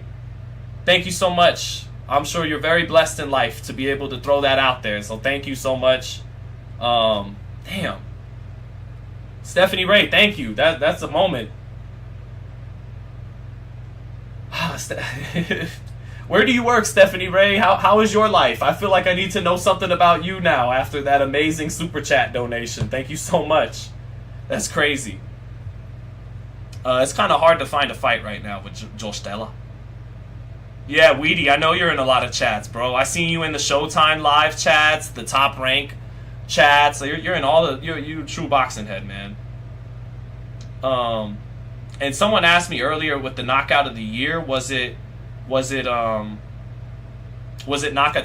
And I said, nah, it was Fundora. It was the Mendoza Fundora thing. Barry Barnes says cringe overload. Welcome to the that tends to happen on these streams Arena. a lot. The time is now as we get set for what should be an Great. incredible matchup. Sugar Ray Robinson, awesome. Totally good matchup for me. Nelson. Todd, totally it's going to easy. be an amazing night. Showbiz got sent 500. Everybody's Goddamn. going to benefit. Shout outs to him. And now it's but time I'm for happy the with my tale 50 of from the Stephanie tape. Ray. Stephanie Ray, Sugar thank you so Ray much. That was so nice of you. Weighed Thank in you. at an even 147 pounds. He's 5'11" inches All right, tall. this should be and fun. He'll be facing the one and only Sugar Ray Josh the Tartan Tornado Taylor, one of the most aggressive, in-your-face fighters in the world. A little something to get us right. This bout is scheduled for 12 rounds of boxing. A lot of trash talk between these. We need a Sugar Ray Leonard biopic. I don't know if his life was that tumultuous that it would, have all these ups and downs and stuff. I'm sure it did. I know he got kind of low-key molested when he was young by his boxing coach. Perfect counter shot. But I don't know if his life was that tumultuous to where it would have a whole lot of heat there outside of the typical biopic. Anyway, let me get busy.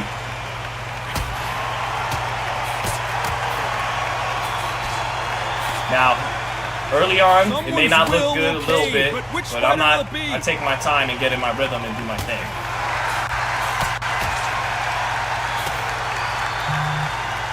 Through the hook, didn't land. Exchange Counter right hook right there. There we go. Stay with the jab. Nice Oh, job look at that jab. landing with Oh, that right back on hand it. See, this is how Taylor should have fought more. Just use your jab, use some of your height, and let this kid commit first. Well, Taylor's tough, man. He's going to jump in there Counter sometimes. left. And it's a technical So much flaw. hype He's just not that surrounding rangy this despite big being matchup. tall. Can't wait He to doesn't have a see great what straight goes left hand. He down always in the sweeps it opening for the bell most part. God, listen to them. Listen to them. You can hear the noise, but you don't know what they're saying. It's that loud. I'm sorry, man. See? I'm shouting you here. I'm sorry. We gotta get revenge also for my first ever loss on the stream, and I was Josh Taylor the other day. And I said I'd never be Josh Taylor again. But After Josh lost, and we got a lot of respect for with us that jab. boxing fans, of course, we respect the former champ.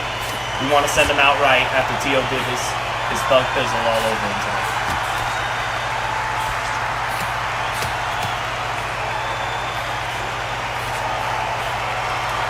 Both of these men showing exceptional chins, by the way. That counter shot lands. You know the scorecards are going to be that's the all one I over want. the place in this one. Gotta set it up off the jab, chat. Just off. We won that round though, baby.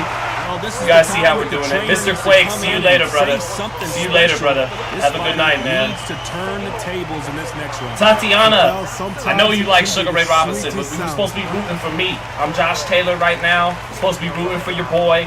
It's a tough night for Josh Taylor. He lost the lineal crown. Let's at least send him out with a win on Undisputed. Here we go. It's At least round do two. Safe to say that last round was a nightmare. Let's see if we can turn it around here. That was a tough last round. Now you've got to make sure he doesn't put it on you, and that's what he's going to try and do. So tie him up, hold him, lean on him. Don't get drawn into a fight. Not yet. Not until your senses have come back. Counter right. Keep my distance with my jab. This counter puncher is going to wait for you to move first, and then will strike like a snake. Keep an eye on this guy. Straight left hand counter, 2 body shots, back on my jab, back on my Make them jab. react from that. Then react then. I know it's hard to Power think that jab way, but coming. counter Hold on. punching. I was watching your every move. That every switch.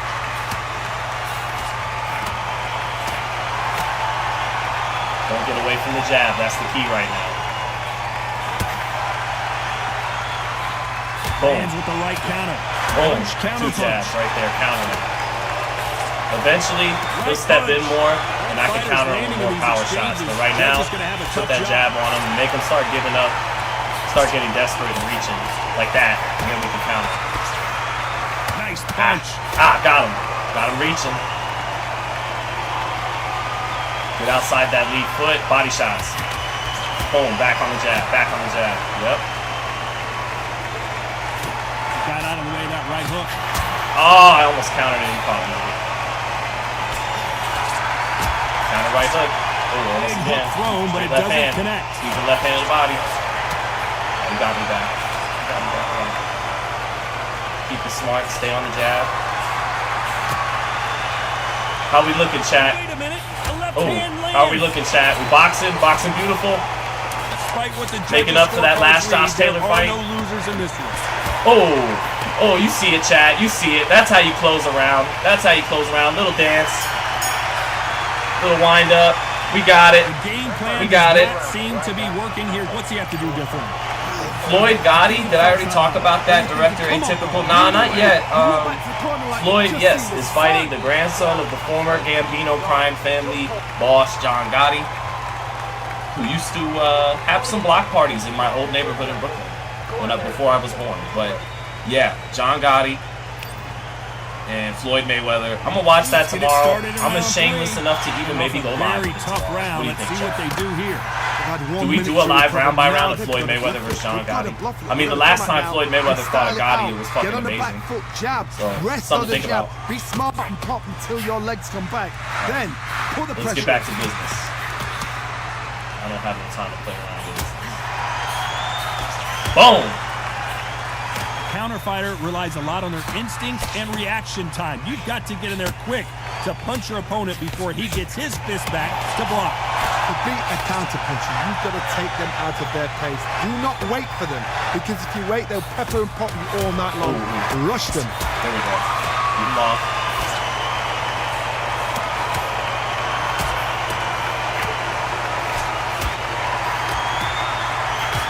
That's how you place him, baby. That's how you place him. When 2 you're at a fighting time a like counter that. puncher, you want To to the bait body. them in to throw first. Make them think you're going to throw a punch so that they exchange.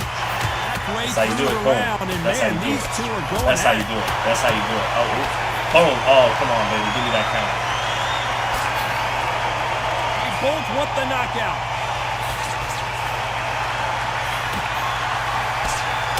Right hook counter to the body. Yep. We're breaking him down. Breaking him down. I know these smaller fighters have those fast hands and good footwork, but what else? Oh my goodness, at that little Yorkshire. Let's go, chat. Let's go, chat. I'm gonna get whacked. What am I gonna get whacked for, Centurion? Too disrespectful to the great Ray Robinson doing this. Ah, straight left hand counter. Straight left hand counter. Straight left hand counter. You know the See, Josh Taylor doesn't throw straight left hands. Everything is this. Everything is that. Off his jab. But in real life, with that straight left hand, keep his distance after he lands his jab. Could be a big adjustment for him moving forward, even though he's 32. He's a knockout without a doubt. Needs to go out there and think, right, you know what? Scott G said Italians always win. Mayweather getting knocked out. Yeah, Scott G as an Italian, that's factually false. And the last time Floyd Mayweather fought an Italian, he beat the shit out of an Italian in the beloved Arturo Gatti. God rest his soul. But yeah, that's just not true. All right, we're up 3-0, baby. We're up 3-0. We gotta stay smart. Sugar Ray can knock us out with one left hook. Let's get Josh Taylor his redemption here, folks. You gotta be ready for that. Don't fight fire with fire. We respect our former champions here at FightHype. We don't just throw people away after an L. We try to send them out right for the night. Plus, Teal's not in the game. Okay, that's the real reason. Teal's not in the game. Otherwise, we just play with Teal.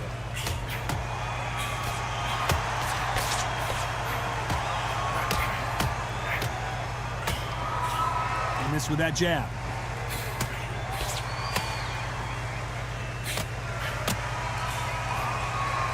This fighter has tested their opponent's power and apparently isn't impressed as they continue to walk. I set it up too off that jab. I got greedy. Because all of a sudden you're going to be gassing yourself out jab, trying to get that trying shot. To set up the right hook off the jab a you. little bit.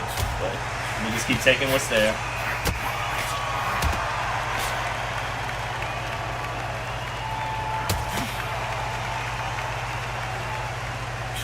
They call it the chin. How strong is your chin? Do you have a glass chin?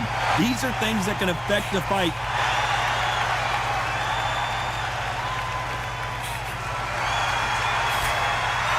He just misses with that jab.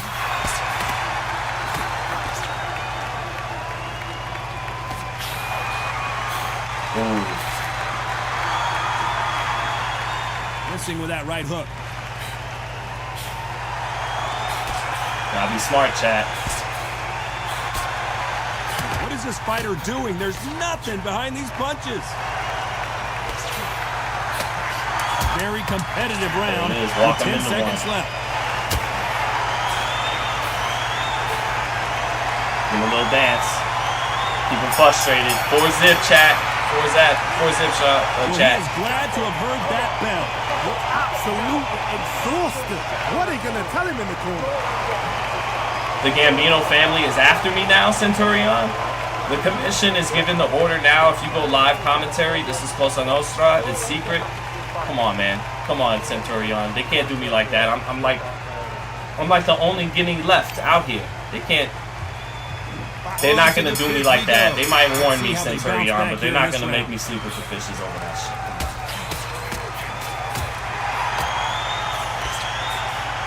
Come on, man. I'm from Bensonhurst. They're gonna have a little bit more love for me than that.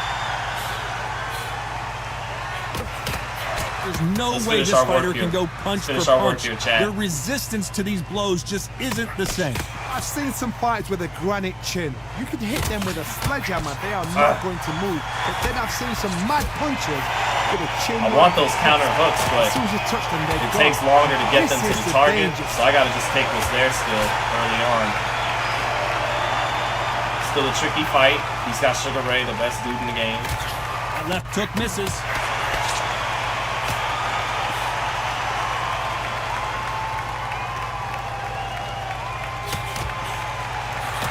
That was done. Watch that jab. There we go.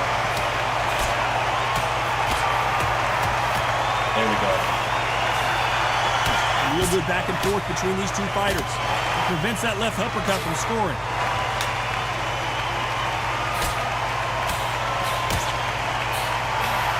Counter uppercut. Oh, the hook was there. Come on. Power jab, baby. We hear that old phrase, second win. You've got to find it somehow. Now this is about desire. This is about character. This is about want. Boom. Counter. Blocks the jab.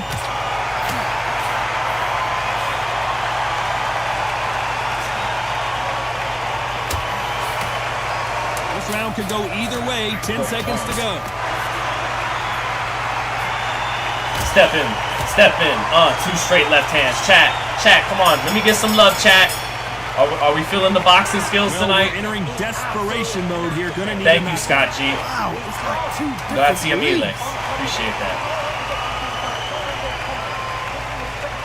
Raimundo Rendon Jr. said, be real, using Josh to fight Robinson is a laughing stock after seeing how he performed. I mean, come on, man. It's a video game.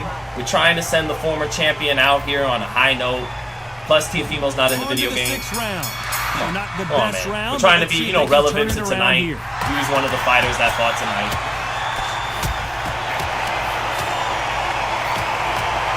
Uh-oh, chat. Uh-oh, he wants to stay in trade.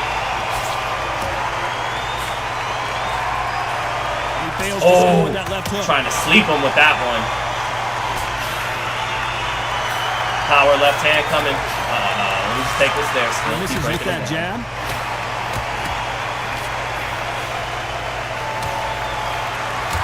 Straight left hand. To the body with it. Oh, and he went down! He went down off the straight left hand to the body, chat. Let's go. Highness, Teo just said he's retiring, Sean. What in the hell? He did? Oh, he says a lot of things, Highness. And great to see you in the chat, brother. But yeah, he says a lot of things. Forget about it. Well, they're back up on their feet, Come but on, I'm not fuck outta sure here. why. Look at what he says. He's fighting again. He's just trying to take away from the fact that we're finishing the live with Josh Taylor. That's all. Come on, Tio. It's all about you tonight. Don't worry, brother. You just didn't give your rights up to the game. Otherwise, we'd be finishing with you. Don't just look at the head This punches dude's ready to go. Look at Bang. the body shots. Bang. That could be the real difference. Bang. Robinson Bang. got buzzed there. He's And in trouble. let's give him a power right hook. Bang. The Good round night. is down. And the look away. And the look away. Off the right hook to the body. Jiggy V says USA, this dude corny. Of course USA. Of course I like Sugar Ray Robinson better than Josh Taylor, but we're trying to end the stream giving a little love to the former champ, you know? We try to send our former champions out with a You little heard bit that of love. right, ladies and gentlemen. A knockout Josh victory Taylor gets and the one dub of over the biggest GOAT, the surprises greatest of the all-time year. Sugar Ray Knockout Robinson. victory. And that's how we do it, chat. Victory. That's how we do it, someone chat. saying, I'm here. Even I go outgunned. on. Try that again. It will happen all We over stuck again. behind that jab and did our thing. Where's the post-fight conference, Video Gamer Guy? It'll be here live on FightHype. Well, not live on FightHype, but we'll have post-fight videos up soon for my man Hans Themistode as soon as Tio makes his way to the post-fight. Anyway, final punch stat numbers for your boy. Held him to a 30% connect percentage, 52-11 encounters. Got the knockout. Josh Taylor. Hold up. And as all my regulars in the chat know, to the winner's camp. To the winner's camp. We get the dub. We avenge that Josh Taylor L we took last week, or earlier this week. Anyways, man of the hour. Teofimo Lopez did his thing. Wins tonight. The lineal and WBO super lightweight champion of the world, championship of the world. Now not only the former king of the lightweights, the former, unified, undisputed, however you want to call him, unified, undisputed. The point was he was the lightweight king. No one disputed that. And now he's the super lightweight king. So at 25 years old, Teofimo Lopez already has been the king of 2 divisions and has pulled off 2 big upsets against 2 pound-for-pound southpaws in Josh Taylor and Lomachenko, where virtually most experts were counting him out to win both fights, but his athleticism, his counterpunching, his unique talents won him this fight. And he was the better man all around. He was slicker on defense. He punched harder. He won the exchanges. And he was the better man tonight against Josh Taylor. Hurt him and buzzed him multiple times to the body and to the head. And Taylor down the stretch was a bit of a beaten man. Although, hung in there. Held his own. So, yeah, man, shout out to Teofimo. Happy for him as a kid that I've covered since he was a teenager, having met him back in 2015. You know, that's about 8 years ago. Met a little boy by the name, or not a little boy, met a 15-year-old kid who still looked like a boy at the time, named Devin Haney, around that time in 2014. And I knew one day, not too far off, these two teenagers I was talking to in Vegas, Teofimo Lopez and Devin Haney, I knew they'd have a huge fight one day. I always gave Devin stylistically the edge to win that fight, just like I gave Teo stylistically the edge to win tonight against Taylor. Styles can often make fights. So, you know, that's what this stuff comes down to. You watch the tape and you try to break it down. But Teo, hats off to Teofimo. Very happy for him tonight. Shut everybody up. And to me, he had the best performance of his career. This was a better performance than when he beat Lomachenko to become the lightweight champ. Him and Devin's just a great fight here. They could put it at the MGM just like Devin when he fought Loma. That fight was a sellout, and I think this fight is bigger business than that fight was. So we'll see if Devin re-signs with Top Rank. I would love Devin and Tank at 35, but Devin's not a 35 anymore. He's a 40. He's got to move up. And you don't want to see fighters face each other at 90, 95%. Devin needs to be 110% to beat a Tank or a Shakur. So if he's not 110% getting down to 35 these days, go to 40, fight the champion Lopez now. And that's a great fight, chat. Shout out again to Stephanie Ray for the amazing super chat just a short while ago. And yeah, man, if there's anything else anyone wants to know before I get out of here, shoot something my way. Otherwise, we're going to get out of here, brother. Azap Sam, thank you for the super chat, brother. Saying Teo confusing casuals with the 135 belts. I was there. Thank you for the super chat, brother. But I think that's about it, man. Thank you so much. James Jackson says Regis versus Devin Haney. Winner gets Teo. Problem with that is the business side of boxing. If Devin is going to sign to make a fight with Regis Prograis with Eddie Hearn, it very well would be a 2 or 3 fight deal and would limit his ability to face top-ranked fighters on ESPN. So it can't quite work out that way, unfortunately. So unless Devin gets a 1-fight deal with Eddie, not out of the question. Definitely not out of the question, I guess. But all right, guys, that's about it. Everyone have a great rest of the night. You guys were awesome tonight. We had almost 4,000 people at our peak, and everyone was great. Everyone have a great rest of the night. See you later. Peace.